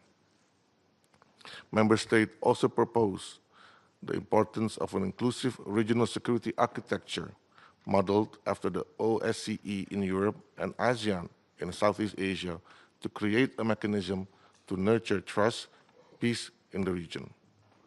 Second, we need to empower the Palestinian Authority to independently manage security and fully assume responsibility in both Gaza and the West Bank, with the view of promoting reunification of all Palestinian Authority under a single, legitimate, and democratic national government.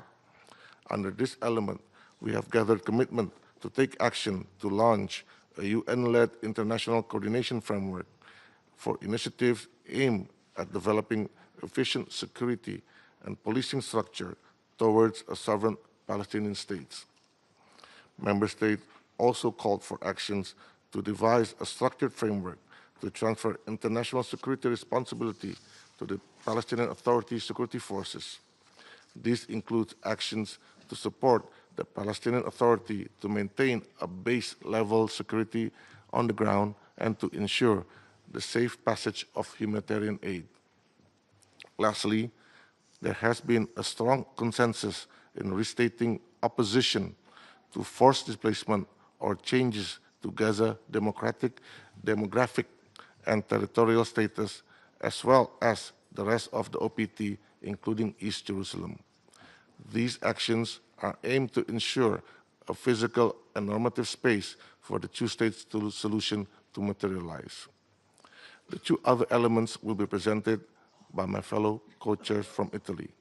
Before I conclude, however, I would like to take this opportunity to congratulate France for its leadership and courageous decision to recognize the State of Palestine. At a time when persuasion fails to persuade parties to stop actions that are clearly in violation of various international law, only concrete action within one's own power and international law is needed to show the right path. Indonesia urges other countries and leaders that have not to take this momentum towards our goal in two-state solution by following the example of France. I thank you.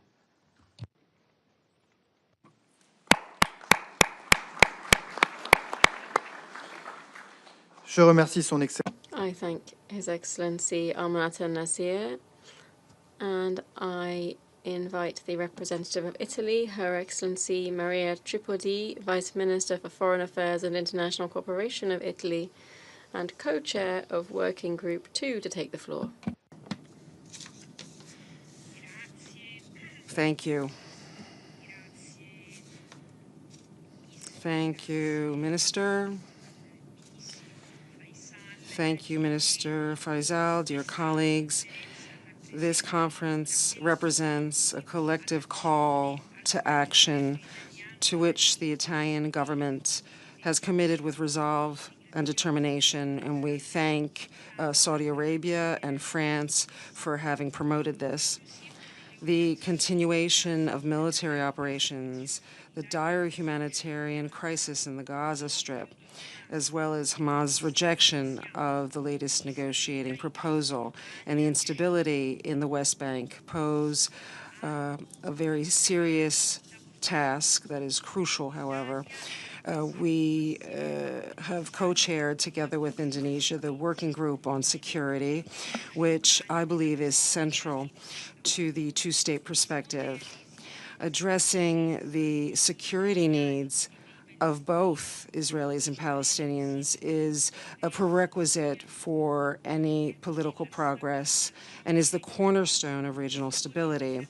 I would like to thank all UN member states, the European Union, the Arab League, civil society, and the Palestinian Authority for their valuable contributions, 30, that came to our group. We immediately agreed with our Indonesian colleagues a basic premise. Just as there can be no peace without security, there can be no security without peace. That's why the third focus of our work is on confidence building between Israelis and Palestinians, recognizing that a solid security architecture must be grounded in policy, in agreements and negotiations, and not solely on military arrangements. It's an ambitious project, but not undoable, as shown by the effective deployment of the EU's U-bomb Rafah mission during the ceasefire. Ensuring the feasibility of the concrete actions outlined earlier by Deputy Minister Nasir requires the engagement from regional actors in the international community. Tasked with defining the purpose and mandate of a stabilization and protection mission of the UN, the group's fourth and final topic concerned international protection mechanisms and the role of the UN. The consent of both parties, the invitation of the Palestinian Authority, and a Security Council resolution are essential conditions for any stabilization mission in Gaza and for any monitoring effort in the West Bank. The work carried out with Indonesia and other member states has followed a phase strategy with short, medium, and long-term goals, allowing flexibility in our work and always keeping in mind potential developments on the ground. We are ready to work with Indonesia and others to implement the identified actions. Our immediate priorities are a ceasefire and humanitarian access.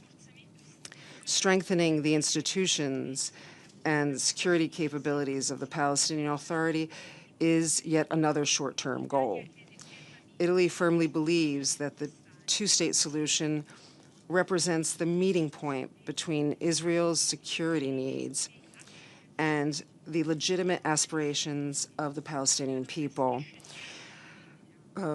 Only from a Gaza Strip free of Hamas and reunited with the West Bank under a reformed and empowered Palestinian Authority can we see a genuine reconstruction process in line with what was proposed by the Arab Islamic peace plan. Reconstruction means not just physical infrastructure, buildings, schools, hospitals, but most importantly, rebuilding trust between Israelis and Palestinians. I would like to therefore conclude by stressing the importance of aligning international support with the work of the civil societies of Israel and Palestine, the only true guarantee of a lasting and stable peace in the long term. Thank you.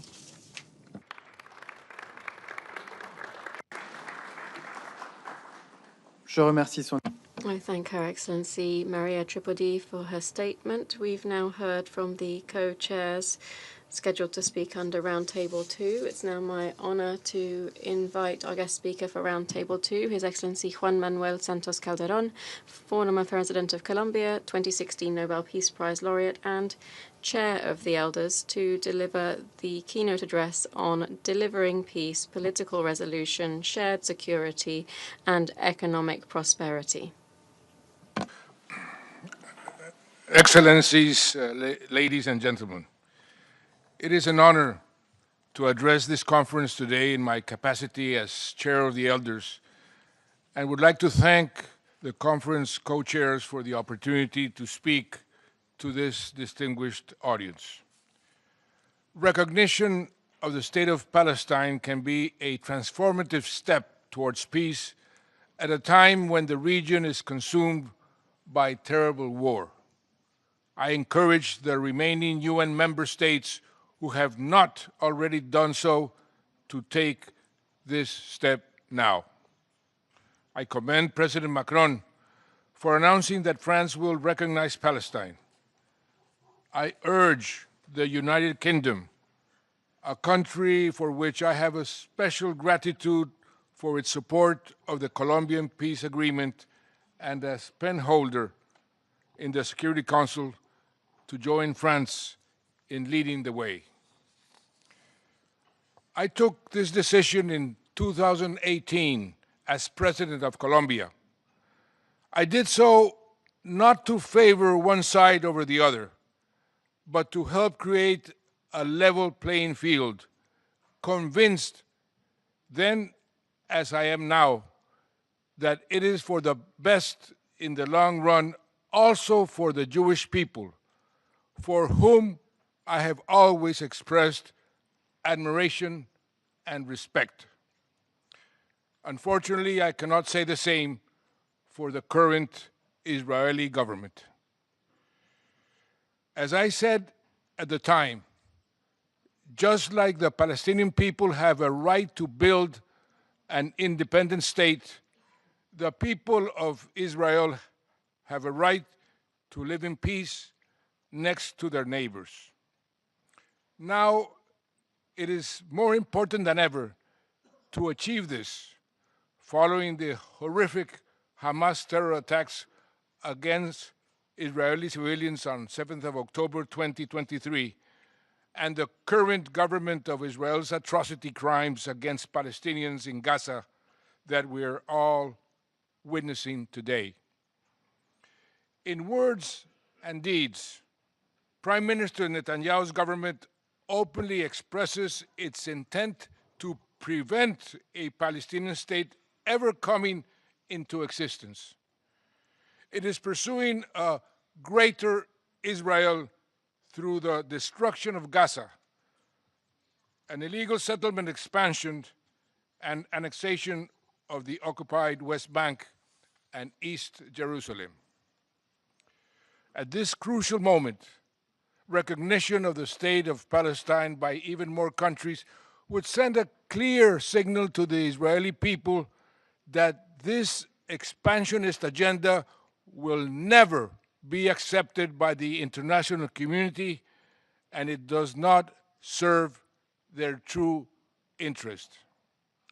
I urge member states to stand with the many, many Israelis who reject this dangerous path and who understand that their own security depends on the security and self-determination of Palestinians. Some will always make the argument that the time is not yet right. At this critical juncture, the case for recognition has never been more pressing. The time is now.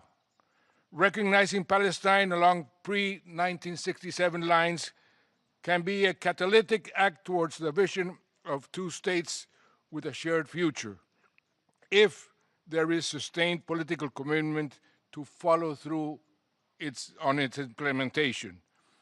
This is about the core principles of justice and self-determination. Recognition should not be linked to negotiations between the conflict parties. Israel does not have the right to veto Palestinian self-determination or statehood. Nor should recognition be linked to governance reform or the form that a sovereign, unified Palestinian state will take. These are separate issues from statehood itself. The question of when and how Hamas should disarm or be disarmed is, with no doubt, critical. I know from my own experience of ending a more than 50-year-old war in Colombia how delicate but essential such a process can be. The disarmament of Hamas will need to be addressed as part of a process towards a lasting political settlement that ends the occupation and ensures security for both people. For Hamas to have any political future, it must be willing to reconcile under the umbrella of a revitalized Palestinian Liberation Organization based on fundamental commitments, including recognition of Israel along pre-1967 lines and an end to attacks against civilians. Like any other state, the state of Palestine must have full control of its own borders, territory, and security arrangements. A two-state solution will not be viable or sustainable if Palestinians are offered a reduced form of statehood that falls short of full sovereignty. For too long, the security of the occupying power, Israel, has been prioritized over the security of Palestinians.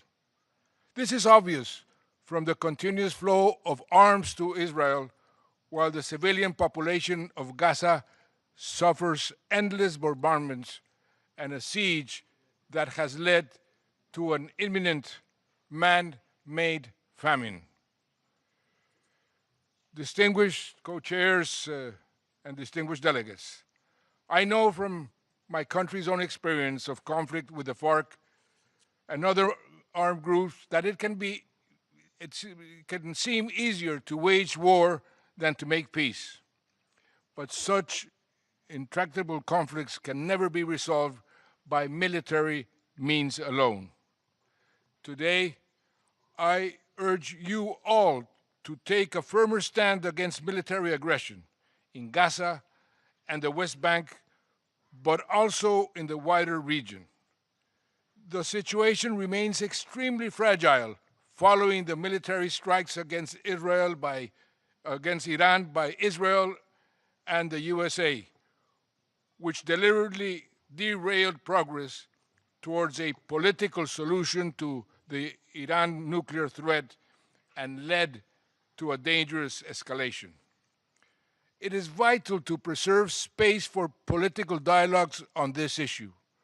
European governments should negotiate a delay to the UN sanctions snapback deadline, and Iran should restore the International Atomic Energy Agency access. Any UN Security Council resolution underpinning a new agreement must also provide guarantees to Iran against further strikes. The government of Israel's military action in Syria since the fall of Assad also undermines regional stability. This is not legitimate self-defense. The use of force to assert Israel's domination in the region risks leading to a dangerous endgame. This is relevant to our discussions today because it directly undermines prospects for a two-state solution. We need a new vision for regional peace and security, one that is based on political, not military solutions, and respect for each state's sovereignty. A comprehensive regional framework must be inclusive of Iran as well as the Arab states. It must have a lasting settlement that safeguards a fully sovereign state of Palestine alongside the state of Israel at its heart. Only a framework in which all states in the region have an equal stake can provide lasting peace. Like others, the elders want to see a regional security context in which Israel has normalized relations with its neighbors and is recognized by all countries in the world. However, normalization through the pursuit of more Abraham Accords without self-determination for Palestinians will only sow the seeds of future conflict, ultimately undermining Israel's own security. Full normalization must be conditional on Israel's ending the occupation with recognition and realization of a sovereign Palestinian state along the pre-1967 lines. To make progress towards such a vision, it is likely that a regional or international presence will be required to support a ceasefire in Gaza and the transitional governance and security arrangements that will follow. Any such regional and international presence should be based on the consent of the Palestinian Authority and endorsed by the UN. It should be established in both Gaza and the West Bank to ensure that it paves the way for a unified, sovereign Palestinian state.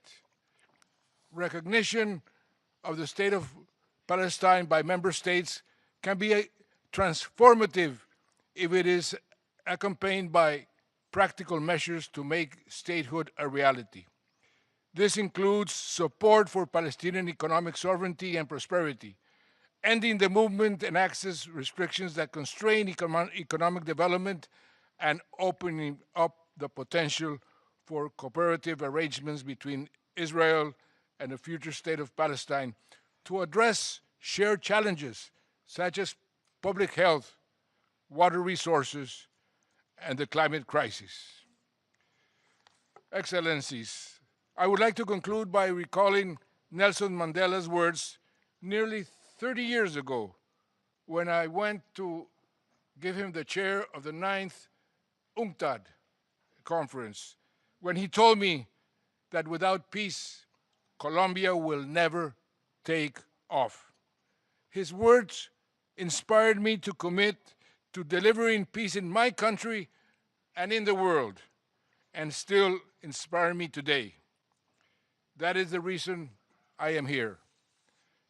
This conference offers a tangible opportunity to catalyze progress towards political resolution by recognizing Palestine and developing a new vision for shared security and sustainable economic prosperity for Palestinians, Israelis, and the wider region. I urge you all to seize this moment. Thank you.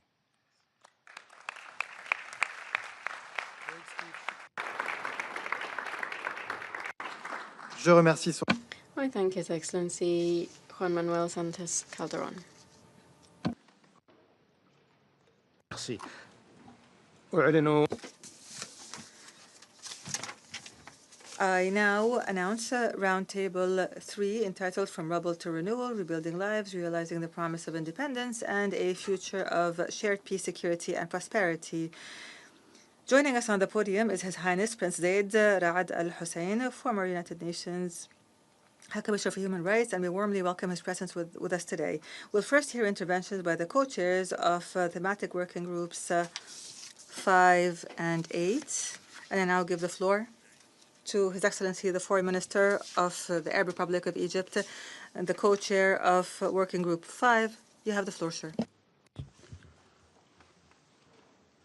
Bismillahir Rahmanir Rahim. In the name of God, most gracious, most merciful, Your Highness Prince Faisal bin Farhan, Minister of Foreign Affairs of the Kingdom of Saudi Arabia, Your Excellency Minister Jean-Noël Barrot, Minister of Foreign Affairs of the French Republic, Your Highness Prince Raad, ladies and gentlemen, allow me at the outset to express my extreme gratitude for your participation in today's meeting at the beginning of the conference on the peaceful political settlement of the Palestinian question and the implementation of the two-state solution. Here I'd like to express my special thanks to the Kingdom of Saudi Arabia and to the Republic of France for co-chairing this conference and for their keenness to convene it at this very delicate and dangerous moment in our region's history. And I also like to thank all the countries that participated in the working groups. Their valuable participation and contributions will undoubtedly have a great impact in ensuring the success of our joint efforts in this conference. Distinguished guests, the importance of our meeting today is not simply limited to expressing our interest in a just and comprehensive peaceful settlement of the central issue in the Middle East, namely the question of Palestine. Rather, our meeting today gains importance from our success in reaching the broadest possible international consensus on the practical steps needed to establish a Palestinian state on the 4 June 1967 lines, with East Jerusalem as its capital, a state living in peace and security side by side with Israel. Here, Egypt, and through its participation in the co-chairmanship of the Fifth Working Group alongside the United Kingdom, we took care to incorporate all the contributions received and formulate them with the utmost balance between all the different visions, while presenting our own vision with regards to the disastrous humanitarian situation in the occupied territories, be they in the West Bank or the Gaza Strip. This is a vision that we believe has won the acceptance and support of the majority of the countries participating in the Humanitarian Action Working Group as one of the main pillars of any practical action aimed at providing the objective conditions necessary for the establishment of a Palestinian state, which is based on supporting the steadfastness of the Palestinian people on their land in light of the rights guaranteed to them by international law and international humanitarian law, foremost of which is the protection and enjoyment of basic services, at the forefront of which is the right to life and the right to unfettered humanitarian aid. Therefore, Egypt has intensified its efforts to put an end to the war in Gaza and to put an end to the humanitarian catastrophe that civilians are subjected to by allowing the resumption of humanitarian aid to Gaza, where Egypt is one of the major contributors of this humanitarian aid, and we are working with our brethren in Qatar and friends in the United States to achieve this. Egypt has continued to support the efforts of UNRWA in Gaza and the occupied Palestinian territories and the rest of its areas of operation by maintaining the mandate granted to the agency by the United Nations General Assembly or its work throughout the occupied Palestinian territories. Egypt reaffirms its intention to cooperate with international partners and to organize a conference for the reconstruction of the Gaza Strip as soon as a ceasefire agreement is reached. This aims to implement the Arab Islamic Plan for Early Recovery and Reconstruction. The implementation of this plan would contribute to ending the humanitarian crisis that the people of Gaza are experiencing quickly and effectively after more than 20 months of brutal aggression. Egypt provides security training programs to the Palestinian Authority's forces so that they would be able to enforce the law in the Gaza Strip and the West Bank in a manner in cooperation with Jordan. This training would contribute to the creation of an environment that would allow for the establishment of a contiguous Palestinian state. And here we welcome the announcement by French President Macron a courageous announcement of France's recognition of the State of Palestine in September, and we call upon all international parties to do the same. Let us together save the two-state solution by recognizing the Palestinian state and by not giving the veto to one party here. In closing, we'd like to express our sincere gratitude to the co-chairs of the conference and to the United Kingdom for the excellent coordination with Egypt in presiding over the working group on humanitarian action and reconstruction. And we thank all the countries and organizations that have contributed effectively to this effort through their valuable proposals. We wish this conference success, and we hope that together we will succeed in putting an end to this humanitarian disaster that has not been witnessed since World War II. The starvation and the systemic killing, the use of hunger as a weapon of war, of collective punishment, and a blatant violation of international law and international humanitarian law. I thank you.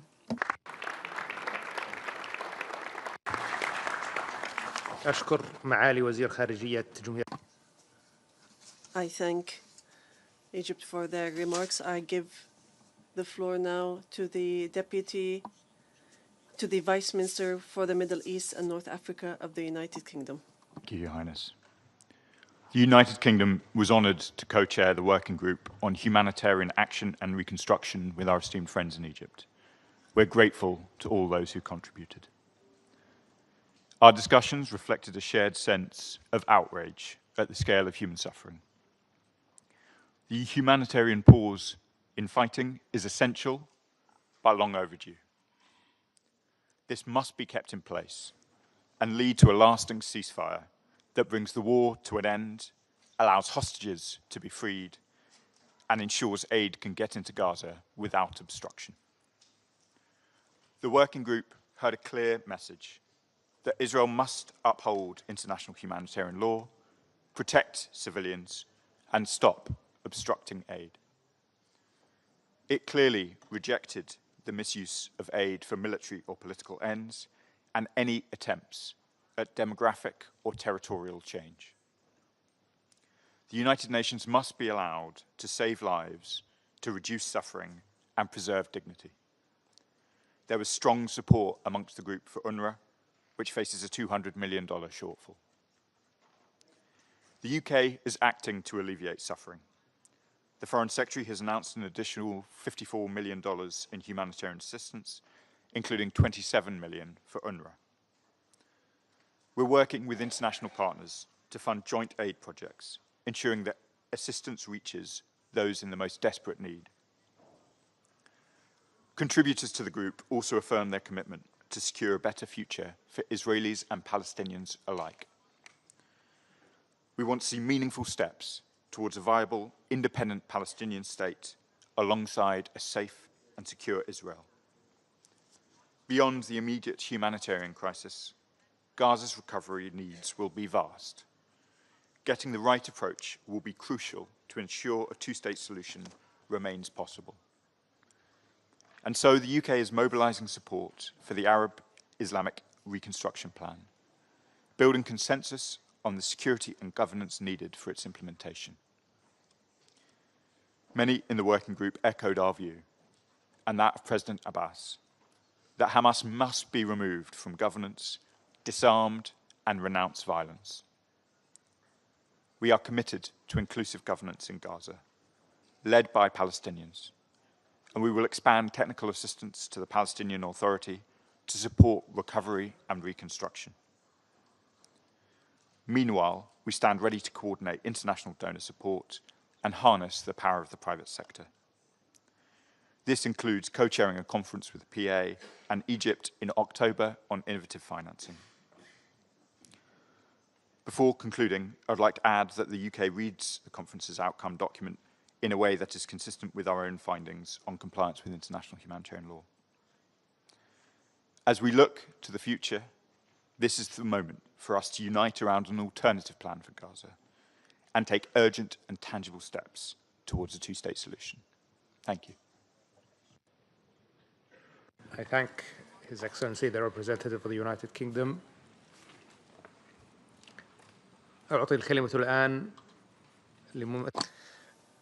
I give the floor now to the representative of the European Union, the European Commissioner for the Mediterranean and the co-chair of Work Group 8.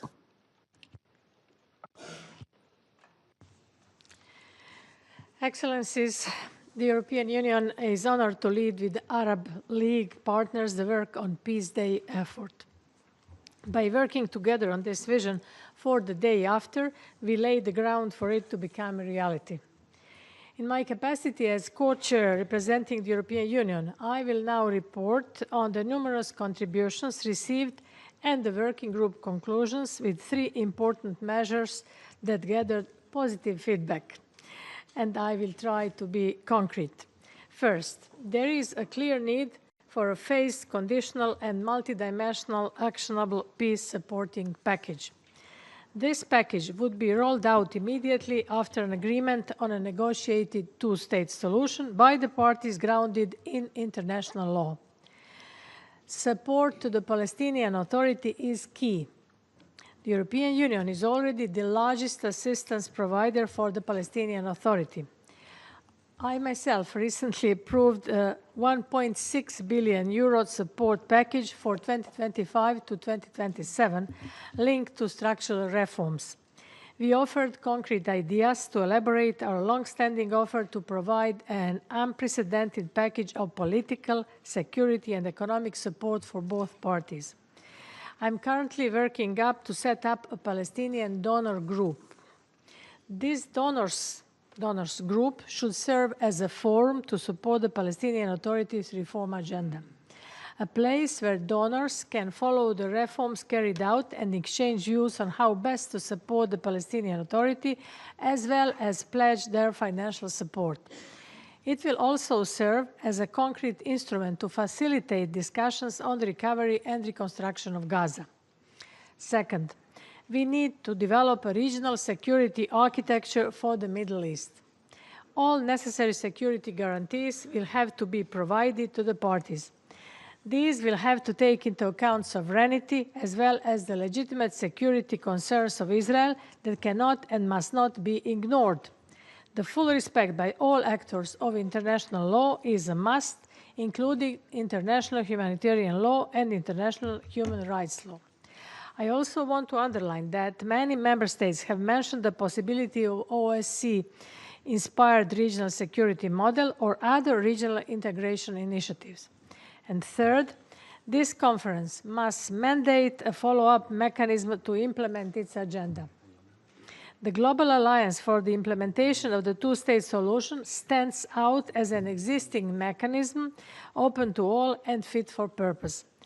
It already includes more than 100 states and international organizations.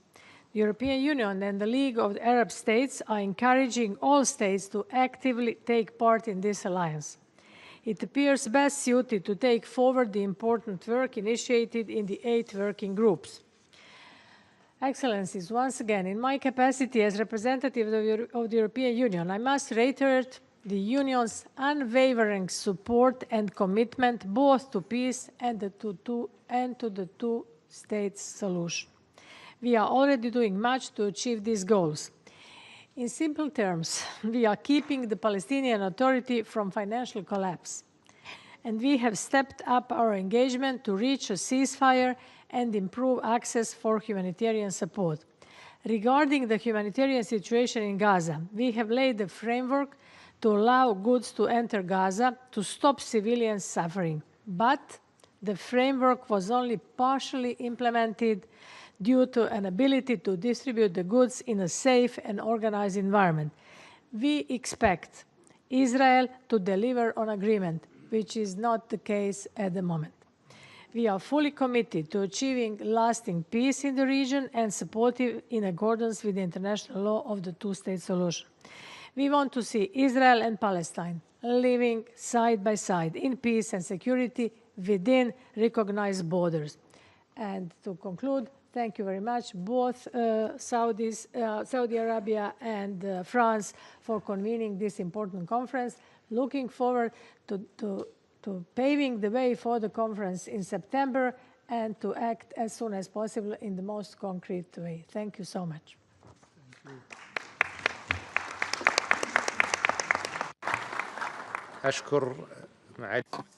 I thank the representative of the European Union. I give the floor now to the Secretary General of the League of Arab States, Mr. Ahmed Abul Ghait. Thank you. Thank you, Prince Faisal bin Farhan. Excellencies, our group has been focused on Peace Day effort, on what could be ensue, what other parties may offer for the Palestinians and the Israelis and for the region at large. Should a two-state solution be implemented and an independent, sovereign, and viable Palestinian state see the light of day? We received contributions from states, organizations, and civil society that attested to the fact that envisioning peace, just and comprehensive peace, is a possibility. A different regional reality is not a dream or an indulgence in delusional optimism. The major takeaway from the contributions we received is that a different future for the Middle East, one that is based on justice, respect, and tolerance, is possible and desirable. Another obvious conclusion is that such future will never materialize so long as the occupation and the apartheid system persist in Gaza and the West Bank. A new Middle East will never emerge from the suffering of the Palestinians, nor from the starvation, deportation, and the total suppression of the legitimate rights and aspirations of a people who are, like all other peoples, worthy of self-determination in the state of their own. Over the last months, the Palestinians have been subjected to the crime of our time, a genocide, something the world has not seen in this century. The flame that started in Gaza moved to set fire in the whole region in a matter of weeks. Regional war reared its ugly head, and the security situation deteriorated. A full-blown regional confrontation erupted with the dire consequences for the Middle East and the whole world at large. The lesson can be more obvious. There is no way to contain the Palestinian question in a box and pretend that regional peace and security could be maintained. Such an approach has been tried and failed, time and again. In the same vein, peace will never be achieved through perceived military supremacy. Military operations could bring lulls and temporary truces and best but no permanent peace.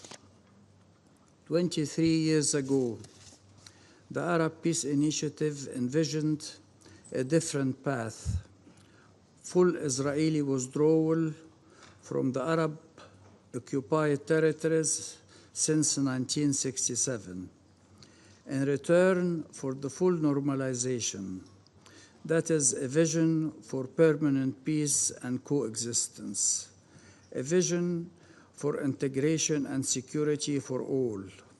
It has been on the table for the 20 last years, with no response whatsoever from Israel.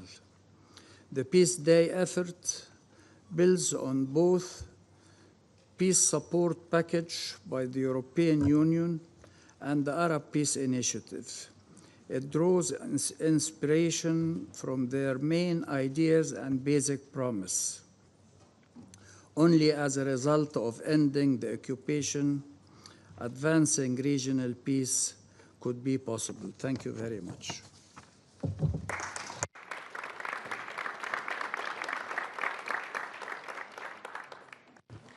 أشكر معالي أمين عام. I thank the Secretary General of the League of Arab States for his remarks. With that, we have heard from the co-chairs scheduled to speak under Roundtable 3. It is now my honor to invite our guest speaker of Roundtable 3, His Highness Prince Zayed Ra'ad Al Hussein, former United Nations High Commissioner for Human Rights, to deliver the keynote address on humanitarian imperative, rebuilding with dignity, accountability, and regional vision.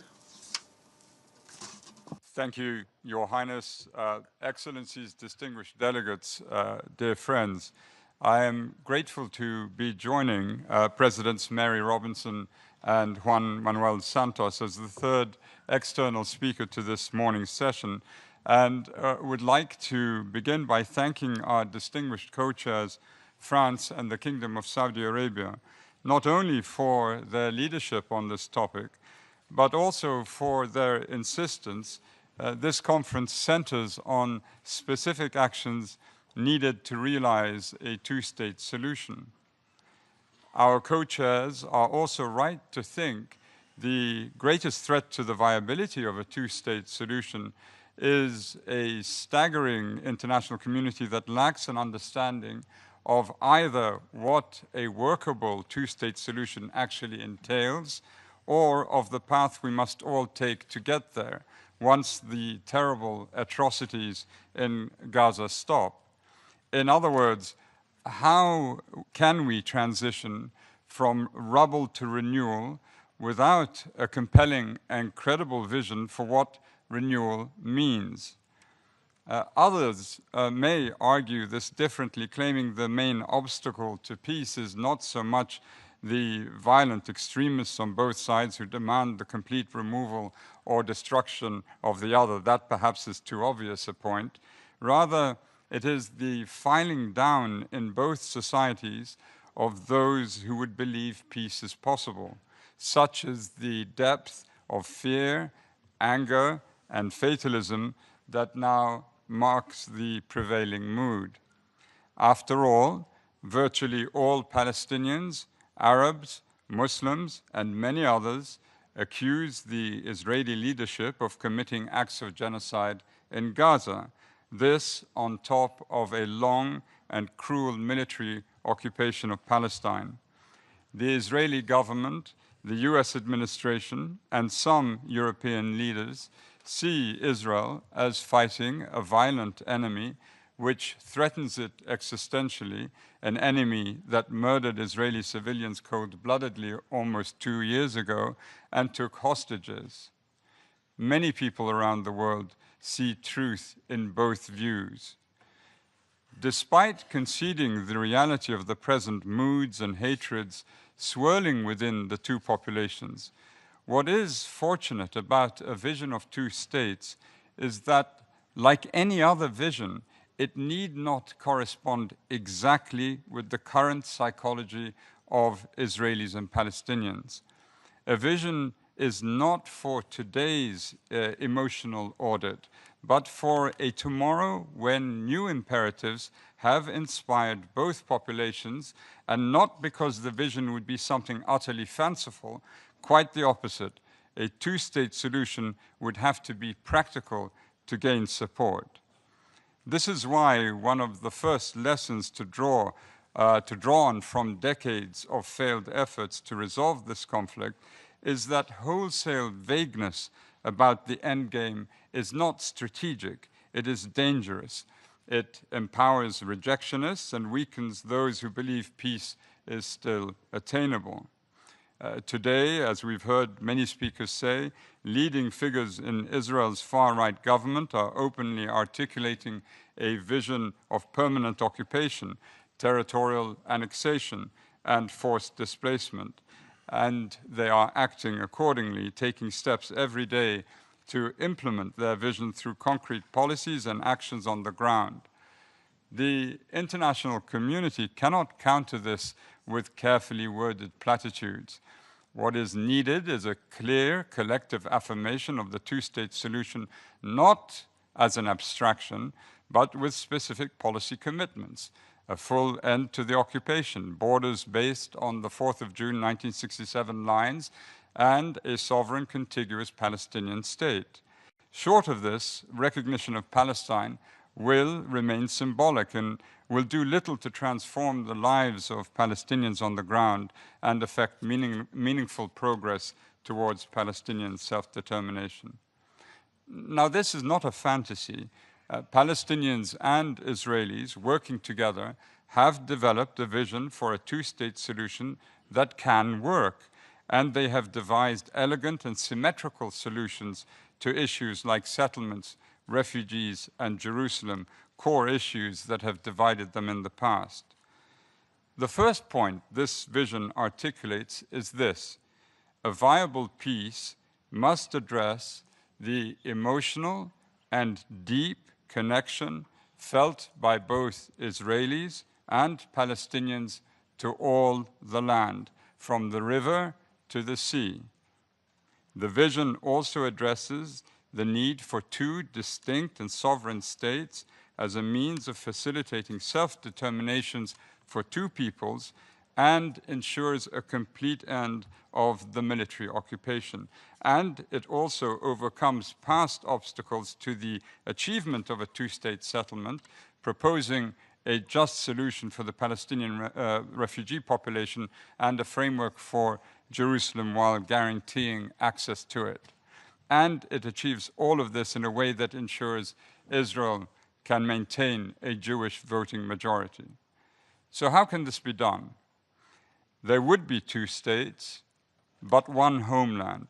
The path to reach it entails as a starting point an acceptance of the armistice line as it was on the 4th of June 1967 as the border between the two states, with at most minor territorial adjustments rather than the more significant swaps or the sweeping annexation contemplated by other proposals. Israeli settlers who wish to remain in their homes would have the option of becoming permanent residents of the state of Palestine. They would pay their taxes, abide by local law, and enjoy full protection of their rights, as is the case with permanent residents in almost all countries. All Palestinian refugees will, in turn, have the right to become citizens of Palestine, and they would also have the option of becoming permanent residents of Israel, creating a path for return. Israeli Arabs would remain Israeli citizens and would be guaranteed full equality. Over time, there will be freedom of movement for all throughout and across both states. Jerusalem would be given special status, and there will be some confederal institutions, including a human rights court as an appellate body. A mechanism will need to be devised to bind the two states together, possibly through a cleverly designed, regionally anchored security arrangement to prevent unilateral abrogation. As a first urgent transitional step, a reconstruction and rehabilitation mission should be established with an international mandate and based on a regional partnership. To succeed, this mission must prioritize restoring political and economic links between the Gaza Strip and the West Bank, which Israel and the PLO have recognized to constitute a single territorial unit. Finally, Israel's approach of achieving security through domination and fragmentation of Palestinian life by imposing a stranglehold on Palestinian territory, institutions, and leadership, and by the undermining of UNRWA over the years, has hitherto produced only a notion of security for Israel. It has deepened Palestinian dispossession, inflicted great harm and degraded the Palestinian civilian population, and threatened regional stability. Years of these measures and the expensive fortified fences and sensor arrays around Gaza did not prevent the atrocious attacks of the 7th of October. The lesson for Israel is not to double down on fortification, separation, and militarization. After all, there will always be new ways to inflict harm on Israeli citizens in the absence of a just peace. What has worked has been mutuality, a sense of equality in status and obligation and cooperation. This is why Israel's peace treaties with Egypt and Jordan have been so durable. They were not born out of dominance, but respect for sovereign equality and territorial inviolability. It is on these foundations that this vision of meaningful and durable renewal, this vision of two states, one homeland, was conceived, not in abstraction, but grounded in law, shaped by pragmatism, and sustained by a shared attachment to the land that both Israelis and Palestinians call home. I thank you for your attention.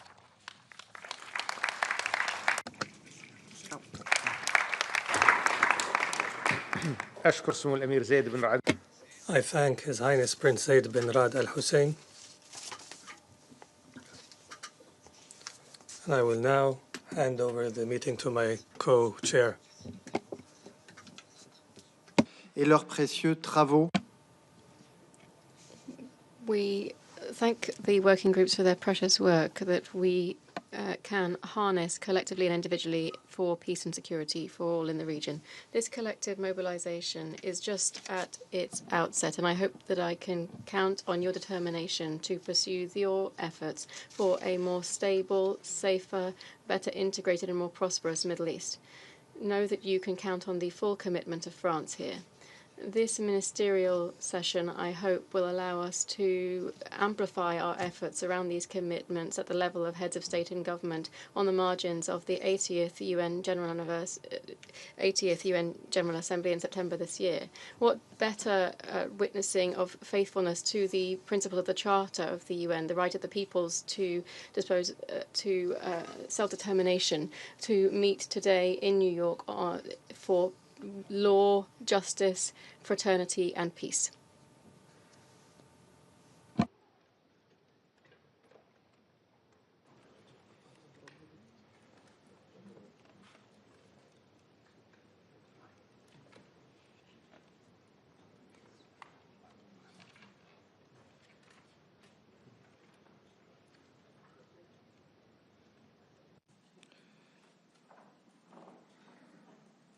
Nous allons maintenant passer.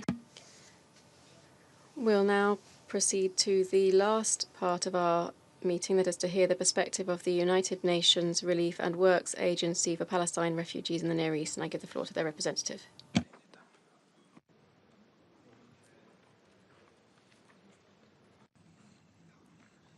Distinguished chairs and delegates, I read this statement on behalf of the Commissioner General of UNRWA. As this conference takes place, life is being extinguished in Gaza. We are all appalled by the horrors reported daily, from the indiscriminate killing of civilians, including children, to man-made starvation inflicted on the entire population. Some days ago, I was able to meet virtually with my management team in Gaza. They described people there as neither dead nor alive, walking corpses. Our frontline workers are surviving on one small meal a day, if that, and fainting from hunger while at work. The exhaustion, anxiety, and isolation felt by my team in Gaza is overwhelming. Words of outrage and condemnation are no longer adequate for what is unfolding. There must be immediate action to impose a long overdue ceasefire, to reverse deepening starvation, and to release every hostage. Remarkably, my staff in Gaza have not entirely lost faith in the international community. They remain committed to the people they serve and cling to the hope that they will not be forgotten. My colleagues urged me to explain to you why the agency they proudly work for is vital to the survival and future of Palestinians and of Gaza. Once a ceasefire is in place, a massive scale-up of humanitarian assistance can be enabled by UNRWA's large workforce, our unparalleled distribution networks, and our deep reserves of community trust. These unique These unique capacities are also indispensable for gradually bringing hundreds of thousands of traumatized children back to learning and providing psychosocial support, both crucial to avoid despair and future extremism. Distinguished chairs, the situation across the occupied Palestinian territory has deteriorated alarmingly. Compounding the decimation of Gaza, the annexation of the occupied West Bank is now a declared political objective, as is the dismantling of UNRWA. In the West Bank, we are already witnessing the human cost of efforts to end UNRWA's operations. School closures in occupied East Jerusalem have deprived 800 Palestinian children of access to education, with no alternative provided. Our schools and healthcare facilities provide vital public services that cannot yet be easily substituted by the Palestinian Authority. The collapse of UNRWA and its services will further weaken the Palestinian Authority in the West Bank and compromise any future role it may play in Gaza. The agency's collapse will undermine efforts to achieve a political solution diametrically opposing the goals of this conference. Distinguished delegates, in response to the very real possibility of the agency imploding in the face of extraordinary adversity, Secretary General Guterres requested a strategic assessment of the impact and exercise of UNRWA's mandate under current constraints. The assessment has been finalized, and it proposes how the rights of Palestinian refugees may be protected. I must underscore that UNRWA was always intended to be a temporary agency. That it continues to exist and to be needed reflects long-term failures to reach a political solution. It is now for member states to deliberate on the options presented in the assessment and to take bold, decisive, and immediate action.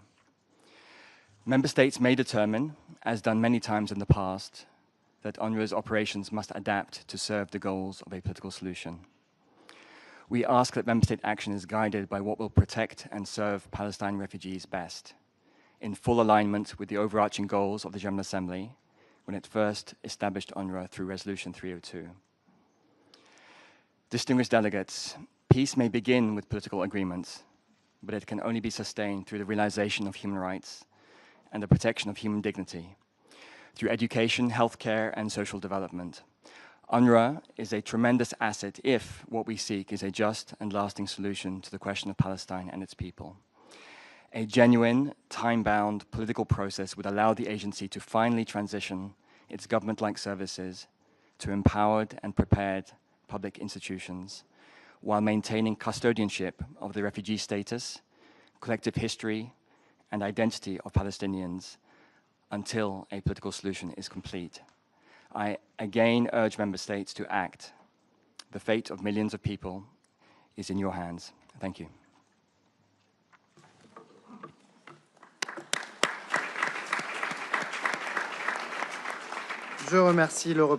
I thank the representative of the United Nations Relief and Works Agency for Palestine Refugees in the Near East. I thank my co-chair for his moderation of this section, and I would like to deliver some closing remarks. In conclusion of this session, I would like to express my thanks and gratitude to all participating delegations for their active participation. Our deliberations today have reflected the joint political will to advance towards a two-state solution and achieving the aspirations of the Palestinian people. I would also like to mention that tomorrow a number of memoranda of understanding will be signed to build the capacities of Palestinian parties, including cooperation with the Palestinians to develop school curricula and cooperation in the area of digital capacity building and IT. We will also sign an important memorandum with the Social Solidarity Ministry to further implement training programs for capacity building. We emphasize that we must maintain this momentum and develop a clear follow-up mechanism. In conclusion, the Kingdom of Saudi Arabia thanks you all, and we wish that this conference will be translated into concrete measures And we remind delegations that we will resume the first plenary session of this conference at 3 p.m. today in the General Assembly Hall. Accordingly, I adjourn this session.